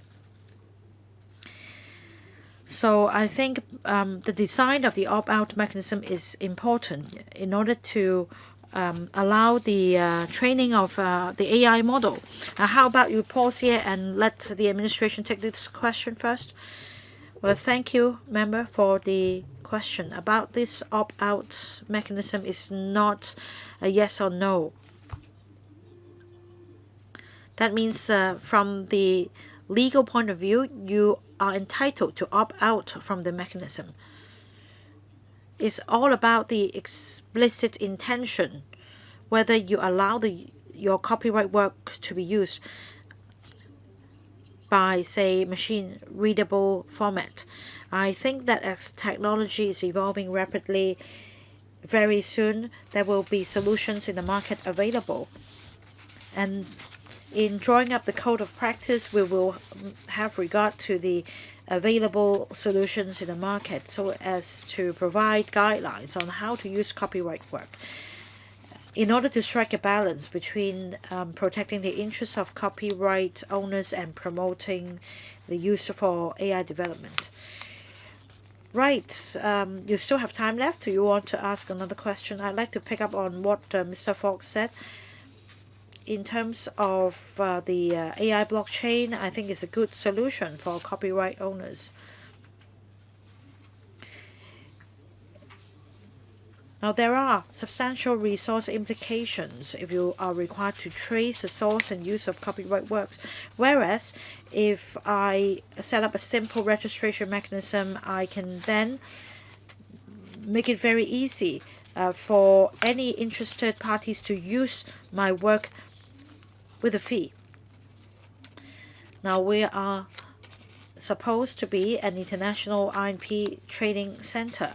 In order to achieve this goal, you must show some resolve in building this platform to promote AI blockchain. Well, if a platform is set up, it will facilitate effective tracing of registration of trademark or copyright, patent, and then a level playing field can be provided. We can trace the registration effectively. We can also allow a fair distribution of income to the copyright owners. perhaps you can build this platform through a PPP model in order to address the concerns of the copyright owners and I&T sector. Well, thank you, Mr. Chiu, for the questions. Let me supplement. We are fully on board with the idea that we should leverage I&T in order to promote economic development and promote more wider adoption of technology. But when it comes to copyright, we need to define very clearly the legal norms. We need to set the rules very clearly. After we have rules and standards, I believe that markets will have something to go by in devising their tech solutions. For example, with blockchain technology, they can trace the copyright works, and then you can also have smart contracts drawn up by AI for a fee. As long as we set the proper legal framework, we will be able to promote tech solutions. This is also the objective of the legislative amendment. Dr. Wendy Hong. AI is widely deployed in various sectors. This is an irreversible trend. Now, in order to develop Hong Kong into an international I&T center, IP trading hub, as well as an East-West center for international cultural exchange, we should assess the impact of AI on cultural and creative industries, and that reasonable protection should be offered to copyright owners where possible. However, we need to make sure that the red tape will not undermine AI development as it is taking place very rapidly. Without international consensus, I think that the government should promulgate guidelines to provide some sort of a framework for the sectors and also leave room for legal developments. In relation to the TDM exception, copyright owners could make use of the opt-out option to reserve their rights. Now, that's a proposal, but can it be implemented after all? For example, an artist might not wish the AI to be trained with the artwork, but at the same time, an enterprise could still be able to retrieve data from the internet through some platform, and that without knowing that they are actually using the artist's work. Is it possible to opt out in such circumstances? Is it possible to stop the large language model from exploiting the data, or is it technically impossible? And in terms of copyright infringement, is it possible to absolve the user of liability because the data comes from an open source platform? Who will take this question, please? Under Secretary. Thank you, Chairman. Thank you, Dr. Wendy Hong, for the questions. You asked about details of the opt-out option. Well, there are text solutions available in the market, such as machine-readable formats, in order to reserve which will allow the owners to expressly state their intention to reserve the rights. For example, some copyright owners may include in the metadata words like "not for training." And there are also terms and conditions set out in the website of the copyright owners to state that they've opted out from the exercise. We also have exercise protocol that is with the use of machine-readable format. The copyright owner may specify the portion of the website that cannot be mined. There are also other text solutions, for example, the payment wall or password-controlled system or time-sensitive storage encryption, as well as invisible system to stop AI from mining the data or their copyright work. These are common solutions found on the market. But let me also supplement. You asked about the consequences of copyright infringement and what safeguards are available. Now, from the legal point of view, you are entitled to make a claim against copyright infringement parties, whether or not it's civil or criminal liability. Now, from the tech point of view, because of the rapid development of AI, there may be errors in the data used. There may be cases involving personal data, privacy, and some erroneous data. As I understand, technology is developing rapidly. There is room for the AI model to unlearn from the erroneous data. Next, Dr. Tan Yueheng. Thank you, Chairman. In relation to enhancement of the copyright ordinance, now, in terms of AI technology development, many enterprises and individuals are extensively making use of AI-generated text, pictures, music. There is therefore a need to step up our efforts in overseeing the development of AI and making sure that copyright owners' interests are protected. We need to strike a balance between promoting R&D development and protecting the interests of copyright owners. I support the government in enhancing the copyright ordinance. Now, there were questions relating to the TDM exception and the opt-out mechanism offered to copyright owners. Some members, the administration explained what it is about, but the paper doesn't spell out the details of implementing the opt-out option. In terms of data mining, text mining for AI-generated work, it is a cross-domain issue. It is happening all around the world. So, for the original creator of content in another place, does it mean that they are not given the opt-out option and they are not subject? They'll be automatically subject to the TDM exception.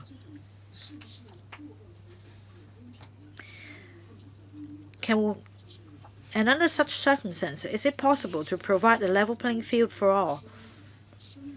The next question relates to deepfake technology. Again, this is an issue close to the heart of the general public.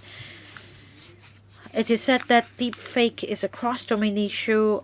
It touches on a number of areas. Still, the government should do something about it.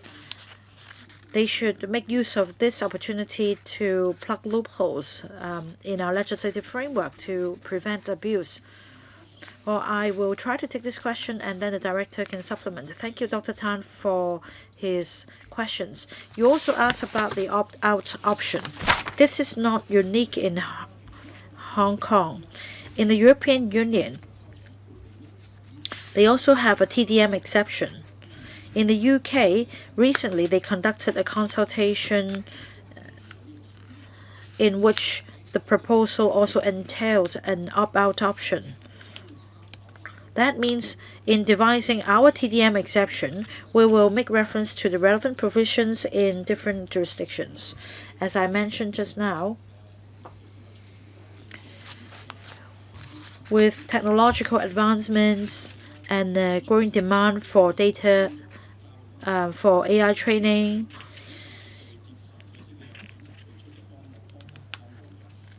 more opt-out options, option models will be made available to the copyright owners. And meanwhile, we will draw up guidelines for reference by the sector. Director, I would like to supplement one point about the opt-out mechanism and the situations. I think the basics is that the private property belongs to the owner himself. There are clear legal frameworks. If you find your rights important, there is a possibility for you to secure your own rights. We need to strike a good balance in this regard. Second, because our property rights cover all the outcomes out of human creativity. If you, let's say you are a celebrity, your identity already carries a certain commercial reputation. You can participate in a advertisement or commercial shooting. If you are being in person, there is actually regulations in place to protect your rights, but deepfake involves other domains, including fraud and other criminal cases. Then this will be out of our scope, but we have paid a lot of attention in this regard. I believe that we will join hands with the police and other departments in order to secure everybody's right. Mr. Ng Chong, Mr. Johnny Ng. This is a topic that is generally concerned, be it the IT sector or the corporate owners. As for myself, I am also a member of this industry as well. I do have mixed feelings. Having said that, I believe that this framework comes very timely. While many members have already touched upon areas of my concern and it has been responded. As said, it is a rapidly developing trend. In Canada, India, there are different cases in this regard. So my first question is, can you share with us the practice of other countries? How is it related to our legal framework? Second, since it is rapidly changing, finally, when we have to if we have to put forth a legislature, are we fast enough to catch up with the global trend? Director, thank you. It is important for us to take reference to the handling of these matters of other major jurisdictions. For example, the copyright protection of the AI-generated work, or if the AI-generated work is infringing other copyright. We have taken reference into the practice of other jurisdictions, and that is our conclusion. We should not just casually amend our ordinance in order to catch up with something that can never be caught up.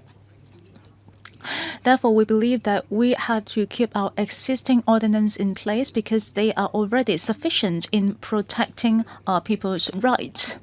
Second, about tax mining. This is something that we are falling behind because in Japan and Singapore, there is already an exception clause. It cannot be opted out.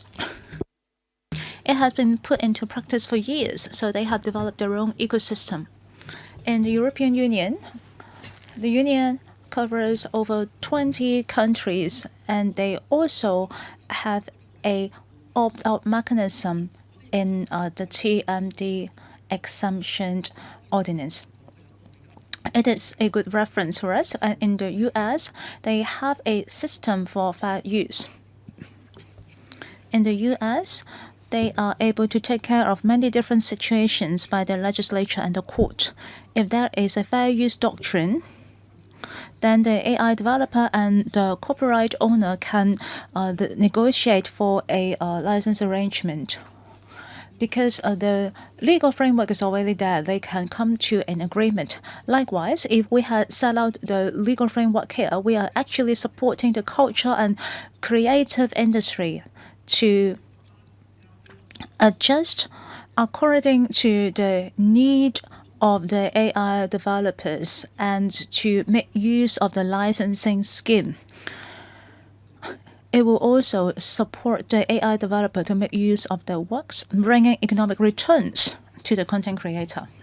Therefore, with the legal framework, the market will adjust accordingly. Different stakeholders will do what they're supposed to do. This is something that we need to both innovate and uphold our existing framework. Thank you very much. Any further questions? Thank you, administration. If there is no further questions,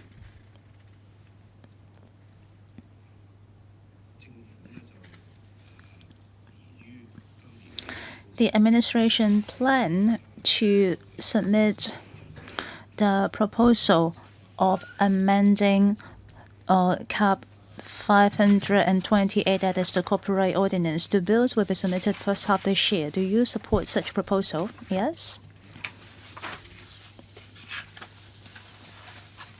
If members support, we will leave it to the administration to take it further on. Thank you very much for your attendance. Our next item is agenda item number 5, Frontier Technology Research Support Scheme. I would like to invite government officials to enter into the meeting room.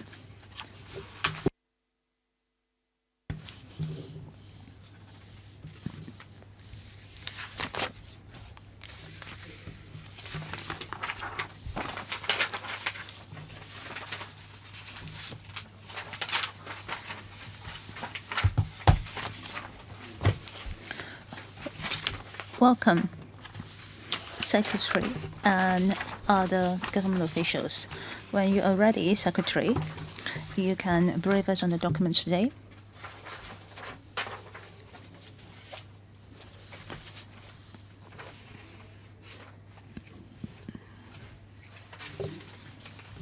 Chair, members, today we are here to brief on you about the Frontier Technology Research Support Scheme. This scheme aims at attracting top-notch talents to Hong Kong and to bring forth the collaboration of the R&D in this regard in order to enhance our R&D capacity locally and also to contribute to the country's R&D research in its quality and quantity. The National 14th Five-Year Plan has identified 7 frontier technology fields, and the third plenary section of the 20th Century Committee of Communist Party of China also emphasized the need to fortify basic science and technology researches. And it also emphasized that Hong Kong needs to focus on building an international hub for high-caliber talent and to set up the planning of visionary interdisciplinary research. The master plan is actually very clear. We need to focus on talents and to promote frontier technology and to strengthen the country. And in 2023, in the speech of President Xi Jinping, he also said that we need to continue to strengthen our basic science research, and this is the foundation and the way to go in building a strong country in this regard. Therefore, in 2023, the policy address, we have earmarked the 3 billion funds in this regard. We want to support the 8 UCG University to support the R&D team and to facilitate the frontier technology project. We want to focus on attracting top-notch talents and to promote education in this regard in order to match with the major strategic plan of the country. Our major focus is to target at the 7 major frontier technology sector, including artificial intelligence, integrated circuits, brain science, and brain-inspired inspiration, clinical gene and biotechnology, clinical medicine, and health exploration in deep space, deep earth, deep sea, and polar regions. Because science technology developed in at a fast pace, so we need to catch up. And the facilities also needs to be led by the science team, led by top-notch talent. These scholars and scientists might come from different places and fields. We want to make use of their excellence, exemplary research capability, and visionary thinking in order to support the development of Hong Kong. Each approved case will be provided with 100 million to 30 million funding support, and we support that the proportion will be, well, for the remuneration, we will provide a matching ratio of 1:1. For expenses other than remuneration, including the facilities, etc., the matching ratio should be of up to 4, that is the government, to 1 applicant institution. The paper has already given out details of the concepts and details of the scheme. We welcome your questions and comments. If the scheme is supported by this panel, we would like to submit it to FC. We hope that we can roll it out in the financial year of 2025-26. It's time for members to raise questions. We have Mr. Sunny Tan, Tan Yueheng, Duncan Chiu, Jimmy Ng, and Dr. Wendy Hong. First, Mr. Sunny Tan. Thank you, Chairman. I would like to declare interest. First, I'm the Chairman of Productivity Council. The 7 frontier technology, including AI, quantum information, integrated circuits, are the key forces in formulating new qualitative productivity. And I trust that it will help promote the development of frontier technology. In paragraph 8 of the document, it said that we want to strengthen the upstream development of the frontier technology in order to strengthen both the midstream and downstream industries. Well, because we have a lot of existing scientific institutions, including the STP and Productivity Council. So how can we make good use of these kind of application institution or R&D center in order to support the implementation of this scheme? What are the roles of these institutions? Second, in paragraph 9, the application can be submitted jointly by university, research institutes, and other parties, but a UGC-funded university must take on the role as a lead applicant. Can we work together with the mainland universities of some overseas parties? There might be some scholars overseas or some renowned university overseas. Can we jointly submit proposal with them so that we can attract some top-notch professors? Secretary, thank you for your 2 questions and your support. Responding to your first question, the matching with some local research institution, we very much would like to encourage to attract these scientists to come to Hong Kong. We hope that they can make use of the existing R&D platform in order to further their research work in such regard. The Frontier Technology scheme is more like a startup fund. We want to attract them to Hong Kong and to build up their team and laboratory as soon as possible. After they have come with their R&D advantages, they can further consider building up new R&D platform according to the existing circumstances in Hong Kong. STP, Productivity Council, as well as the existing funding scheme and also some midstream and downstream schemes all welcome the application. Second question, whether or not we can co-submit with the overseas parties. Actually, we encourage the university to start some cross-boundary academic research, but we need to give priority to those who work full-time in Hong Kong. Given the consideration of the existing international circumstances, if such university are already acquiring funding in their own country and they also apply for our fund, then it might involve some sensitive issues. While our major principle remains unchanged, we want to attract these kind of top-notch researcher to start on their quality research project. Mr. Tan Yueheng, thank you, Chairman. Frontier Technology Research Support Scheme is in line with the development needs in turning ourselves into an INT center. Frontier technology research is some basic research. There is no output, so it is not suitable for commercial investment. It is a must for the government to support it. Therefore, I also want to support this scheme. There is something that I would like to understand further.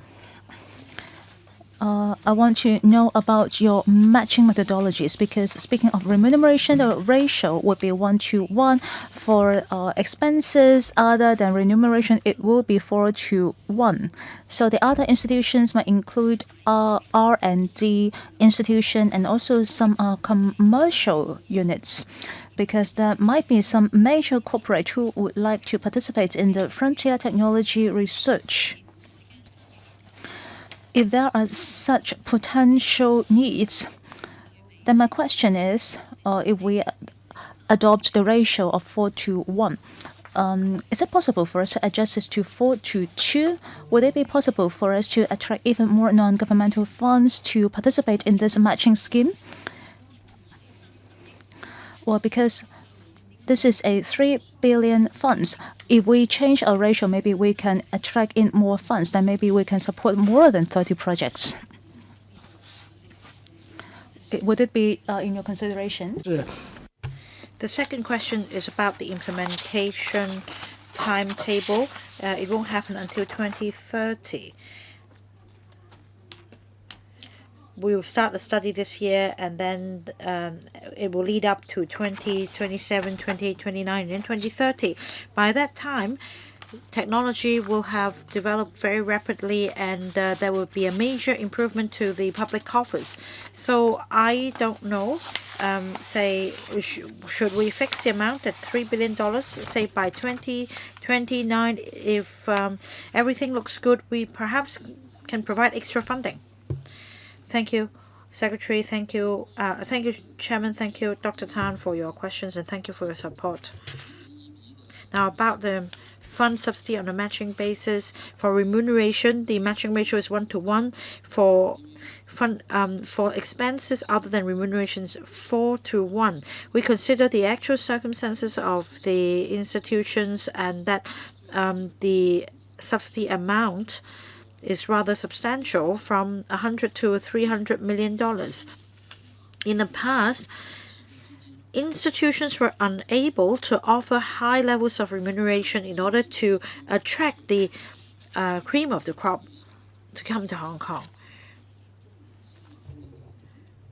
Now, over the years, this has always been our shortcoming. We are unable to attract the top-notch scientists to come to Hong Kong. You ask whether it's possible to change the fund matching ratio from 4-to-1 to 4-to-2 so as to invite more participation and pooling of capital from the private sector. This is a good suggestion, but we need to have regard to the situation of the tertiary institutions, whether the funding support is sufficient. And in fact, over the years, we have been discussing about the participants. Now, not only should we involve those in the upstream, we should also pay attention to midstream, downstream, in order to attract the top-notch scientists to come to Hong Kong and further their research and leverage on the advantages of Hong Kong and the Greater Bay Area. So we have sought advice from the 8 UGC-funded universities on the 4-to-1 matching ratio. So that's for the first question. Second question, whether we should keep all options open about the funding amount. Well, since the actual implementation time will be in 2030. We are in there's an acute demand for talents. We need to start early. We plan to attract 10 or even 30 top-notch research teams to come to Hong Kong. Now, say, if we're able to attract a lot of such research teams in the next 2 or 3 years, then that's a very good response, and we will then gauge the situation and fine-tune our proposal. We do keep an open mind. Next, Mr. Duncan Chiu. Thank you, Chairman. I support the scheme. We need to get ahead when it comes to frontier technology fields, and we need to get ahead of others. Under the scheme, we'll be able to attract researchers in the frontier tech fields to conduct studies here. So we're taking talent admission schemes further. We have different talent admission schemes. For example, in the mainland, there is a 1,000 program, the Phoenix program, or 10,000 talents program in the mainland. Now, apart from providing funding support, the mainland authorities also have regard to the accommodation needs and the accompanying families and also other support services. My question is on the matching fund, 1-to-1 for remuneration and 4-to-1. The funds are supposed to support the institutions only. I want to know whether it is attractive enough. The matching ratio is quite attractive on the face of it, but I want to have a comparison of our program against other programs in other places. What about the breadth and depth of the scheme? There are 7 frontier tech fields suggested. What about new energy, new materials? These are some mainstream frontier technologies as well. Will we widen the scope in the future? Because for some places, they focus on just a couple of fields. In 2020, 2.8 UK pounds were invested for EV chargers. In 2017, 7 billion Canadian dollars were invested for quantum information or quantum computing. Well, they are lagging behind our country, but still I'm focusing on their approach, which is more in-depth focused one. So my question is, do we want a broad scheme, or do we want something more in-depth? Because if you allow 10 or 30 projects to be involved, you can only at most support them to a certain extent. Well, thank you for the question. First, about support. Oh, in Hong Kong, we go for simpler ways. For accommodation and other forms of support, usually the institutions will have autonomy in making arrangements. In fact, we have some top-notch professors coming to Hong Kong. They are given allowances, and institutions are allowed to make their own arrangements to support them. Now, is our scheme attractive enough when it comes to developing Hong Kong into an international hub for high-caliber talents? We provide facilitation such as visa-free arrangements and immigration facilitation. But the bigger problem is, of course, our advantage lies in the sense that we're highly internationalized, and we also have a very prestigious academic environment. Now, about the breadth and depth of the scheme, we need to dovetail with our country's strategy, and we need to build Hong Kong into an international hub for high-caliber talents. So our country has chosen these 7 frontier tech fields. You mentioned new energy and new materials. They are related to high-quality development for Hong Kong in the future, so I suppose we should consider them as well. As to whether we should focus on just 1 or 2 fields in order to achieve greater breakthroughs, I want to emphasize that we now focus on 3 major industries, and that's a national strategy.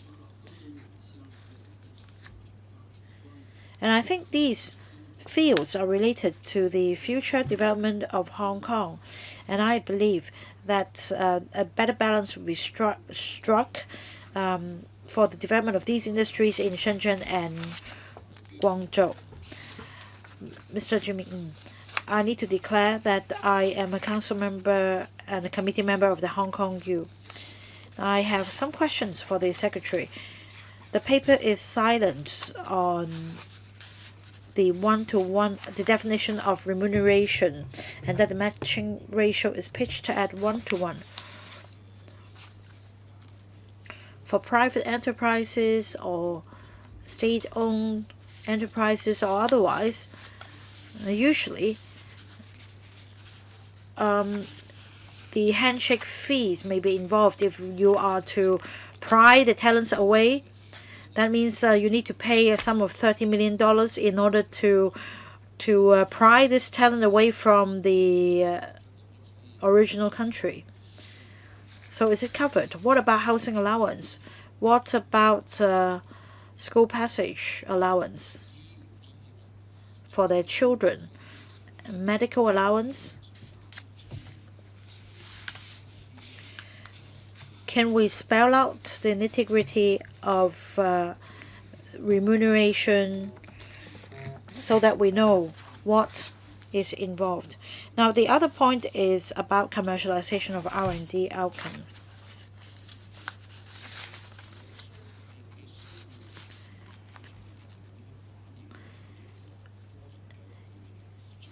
If the research doesn't really meet the aspirations of the business community, it would be difficult to commercialize the R&D outcome in the end. For example, the hot button issue nowadays is DeepSeek. This is very much welcomed by the business community. How will the government ensure that the R&D outcome can be actually applied commercially and used by the business community? Secretary, do you understand what is meant by the fee for the golden handshake? Of course I do. When it comes to remuneration, let me first explain that it means what it says. Take it at face value, because for institutions, they have different capacity in paying for the top-notch professors. Some demand $4 or $5 million. Some demand $3 million. So they do have a lot on their shoulders when it comes to paying for the top-notch talents. We hope that the institutions could have more wiggle room to recruit the top-notch talents. And in that sense, we want to provide a boost in helping them pay for the remuneration. You mentioned a medical allowance, education, etc. As I said, we are going to make a lot of efforts in supporting institutions to troll for international talents. For the rest of the plan, they will be undertaken by the institutions. They have different plans to troll for the best talents. We need to have faith in our universities. For example, for Hong Kong University, you are involved in that university as well, and we do hope that the Hong Kong University will continue to deliver when it comes to trolling for global talents. Next, about commercialization. I think that different institutions will have different proposals. Now, after attracting top-notch talents, research teams will be formed. That means this will involve lecturers and young people. Definitely, the ultimate goal is to commercialize the R&D outcome. Next, Dr. Wendy Hong. Thank you, Chairman. Recently, in recent years, the ITIB has rolled out some schemes to support frontier research. For example, the Race Plus $10 billion, an industry-oriented scheme, another $10 billion, so on and so forth. So, Secretary, I'd like you to explain to us the features of this Frontier Tech Research Support Scheme. Why do we set up another scheme instead of having it subsumed under other funding schemes as well? According to the paper, the research teams could get up to 70% of the IP benefits. Is it a sufficient incentive to encourage research teams or investors to participate in the process? Should you raise the percentage to 50%? Now, you mentioned the government's strategy in rolling out schemes. In fact, you also mentioned the $30 billion scheme announced in the policy address, and these schemes are being implemented. Say for Race Plus scheme, we just completed the first round of applications. We are vetting these applications. It will take time to vet these to start the second round. For the $10 billion new industrialization acceleration scheme, it commenced only in September last year. We had to wait for electrical's approval. So there are 6 to 7 applications being processed at the moment. The other one is the industry-oriented fund. It will only commence on the 1st of April next year. And that is why we need to act in a timely manner. Otherwise, we'll lose this opportunity. We find it appropriate to roll out the scheme at the appropriate junctures. As for the Frontier Tech Research Support Scheme, is it a duplication of the previous schemes? My answer is in the negative. This is, in fact, the talent admission scheme for institutions to be able to attract the top-notch global talents to come to Hong Kong, so that institutions will have sufficient capacity to fulfill this important mission. This is unprecedented, and of course, we'd like the institutions and the talents to be able to make use of the funds so as to give play to their roles. Regarding the IP benefits, since the first administration, there are some clear stipulations about the INT sector. Starting from the industry scheme, we hope that all the new schemes that we roll out, we will have certain requirements or the allocations of benefits for the research team will be no less than 70%. As for the institution, they will receive no more than 30%, which is a reverse of the previous practice. I believe that the principle of the INT fund has remained unchanged. Thank you, Mr. Shang Hailong. Thank you, Chair. I would like to speak in favor for this Frontier Technology Research Support Scheme. I am the founding chairman of the Top Talent Pass Scheme Association. I have 3 questions for the Secretary. The general public are very concerned about different projects in the sector.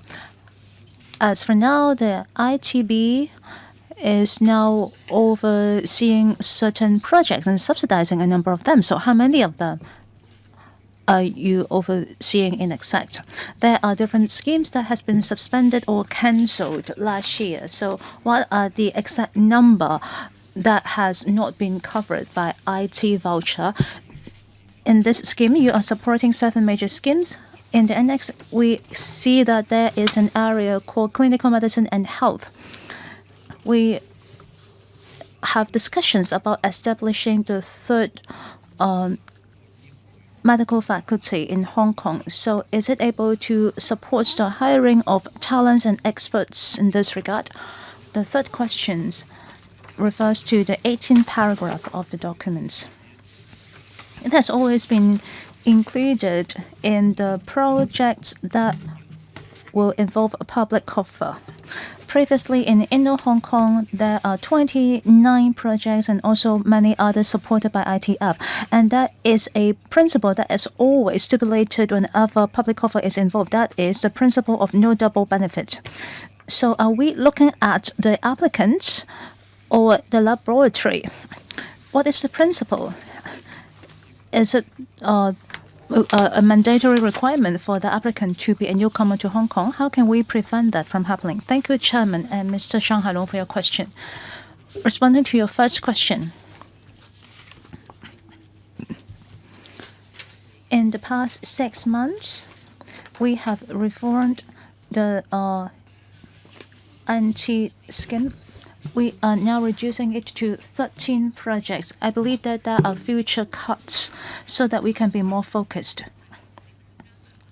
So we are not just adding on, we are also reducing different projects.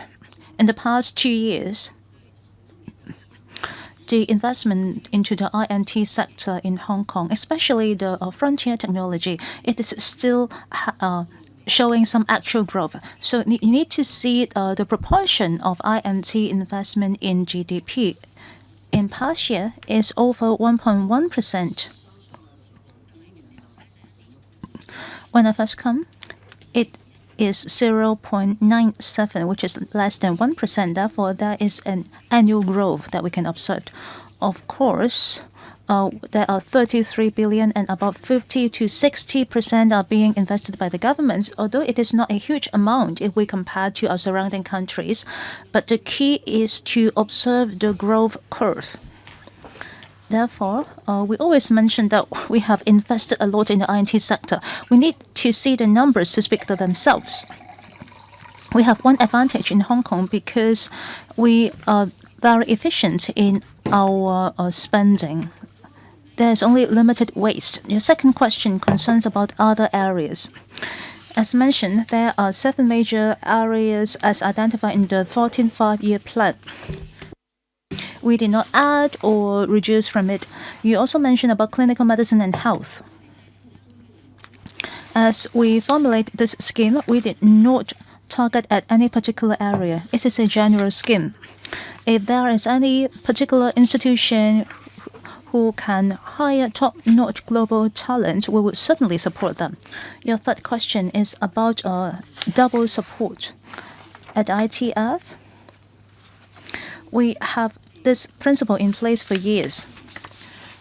We always want to prevent double benefit when public corporate is involved. We will still observe it. Vice Chairman, Mr. Johnny Ng. Thank you, Chairman. I would like to declare interest. I am the member of the board of the Baptist University, so this scheme is closely related to the university, so I would like to declare my interest first. I support this scheme very much because it is a scheme that attracts top-notch talent. We are spending huge amount. We have funds of up to 3 billion, so we can surely attract top-notch talent, and we should really do our job in order to attract them to Hong Kong. I have 2 parts of question. First, about being focused and dispersed. There are 7 areas of research. One of them is exploration in deep space, deep earth, deep sea, polar regions, including the all regions of the earth, exploring the earth, Mars, and so of course, these are some talents that we want to have in Hong Kong. As far as I know, apart from one particular university in Hong Kong, we don't really have that many faculties that works in these areas. So can we offer them a good match? Second, about synergies. It is a two-pronged question. First, we already have Hong Kong plan, which involves life sciences, AI, and some advanced manufacturing. There might be some repetition, and there is room for collaboration. And also, would like to ask about GBA. Different cities in the GBA also have similar directions and schemes. So how can Hong Kong collaborate with them so that we can make full use of this scheme? Thank you. Secretary, thank you, Mr. Johnny Ng, for your question and your support.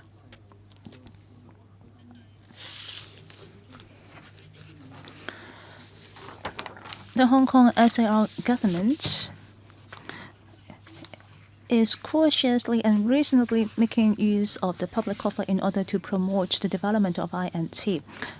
Our colleagues at ITC is very cautious in managing public offer, but also I hope to see some facilitation on that part. But I believe that you can have an ease of mind in the attitude. After coming for 2 years, I have better understanding about how they work, and I would like you to be rest assured.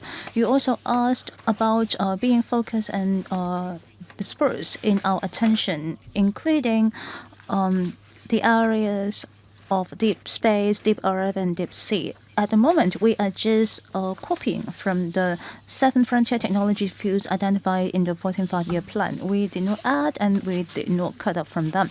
Maybe in the future, we have to strengthen in certain areas, but we also need to see how the sectors respond as well as the society as a whole. Is it suitable for them to develop all the areas on a large scale? The top-notch scientists will concern about the advancements of their own reputation and research. Therefore, it is 2 ways. In Hong Kong, we have some very good foundation, including the medicine and AI. Like quantum information, this is also something that we'd like to put more effort into it. Mainland China is rather falling behind in this regard, so there is a chance for us to further develop in this regard. Second question about collaboration. After attracting the top-notch scientists to Hong Kong, Of course, you can offer them some startup support, but they also concern about the matching of platform in the future. They would like to see if there is any room for collaboration in the nearby area, including Shenzhen. Surely they will be looking into GBA, and we are open about it. After attracting some famous scientists to Hong Kong, if they want to make use of Hong Kong as a platform and further promote their collaboration with GBA, we will give them full support. Secretary, I have a question for you. When we support these institutions, we surely look forward to seeing outcomes. If all of them don't end well, then it is not bearing any actual fruits. So after receiving funding, do we have any measures in ensuring an outcome? When necessary, can the government offer them some timely guidance or support? I believe that this will help us to have a faster and better outcome. Thank you, Chairman, for your question. I would like to direct this question to ITC, Mr. Lee. We can monitor the progress of the projects to ensure that they are on schedule. Similar to other platforms, on an annual basis, we would require them to submit a progress report as well as an independently audited financial report. Our relevant group under ITC will look into the progress of the research projects. Since this is a frontier type research scheme, we hope that such institute will operate for at least 5 years. Therefore, in midterm, maybe there will be a scientific review. We would hire scientists of the same fields to give us some comments after conducting field research. Therefore, we will continue to monitor the work progress. Our funding will be dispatched according to the work progress as well as the cash flow needs. These are all some very effective mechanisms. So you will only hire people in the field to review the works. Would you hire some non-expert to monitor them? Because no single person can play the role like Duncan in the area of R&D. Well, although he is an expert in certain areas, but sometimes he needs to speak to some outsiders or non-experts as well. If you are only engaging the experts in the field, would it be possible for you to miss out certain areas? Thank you, Chairman. You have put it correctly. There are 2 levels of considerations. First of all, there will be a steering committee. Apart from scientists, we will engage people from the industry as well as some professionals. So they would be offering us some professional advice. Just now, we also mentioned about scientific evaluation. It really depends on what that institution is involved. If there is a project that they are already working with the industry, we will not rule out the possibility of allowing or inviting relevant parties to be involved. So we are quite open in this regard. Next, Mr. Sunny Tan, second round. Thank you, Chair. The paper refers to taking into account other frontier fields that are closely connected to the high development of Hong Kong to suit the local circumstances. That's in paragraph 11. So when it comes to the local circumstances, are we talking about financial services or industrial development in Hong Kong, where the majority of economic activities take place? Now, artificial intelligence is one of the frontier tech fields. So how are we considering the use of AI in financial services and the C&I sectors? Artificial intelligence can help us promote innovation. We can also integrate AI with the economy as a whole. Thank you, Chairman. Thank you, Mr. Tan, for his questions. As I mentioned, the scope of this funding scheme involve the frontier tech fields identified by our country in the 14th Five-Year Plan. However, we'll also consider other frontier tech fields related to the high-quality development of Hong Kong. So basically, we have clarified the situation. Apart from the 7 fields identified, we'll also consider other fields as long as they benefit Hong Kong.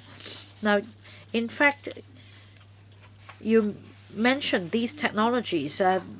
There is some depth when it comes to these technologies, and that after the research outcomes are ready, they can be applied to different sectors such as financial services, logistics. The proposals to be submitted by institutions will be considered by us very carefully. There will be emphasis on not only basic research, but also whether there will be an impact on the high-quality development of Hong Kong in the future. Right? No more questions. Let me ask if members support this funding proposal. The administration plans to submit this funding proposal to the Finance Committee. Do we have the support of members? Right. Yes. Thank you. Thank you, Administration and Secretary, for coming. Next item, AOB. Nothing under AOB. Anything from the floor? If not, then the meeting's adjourned. Thank you.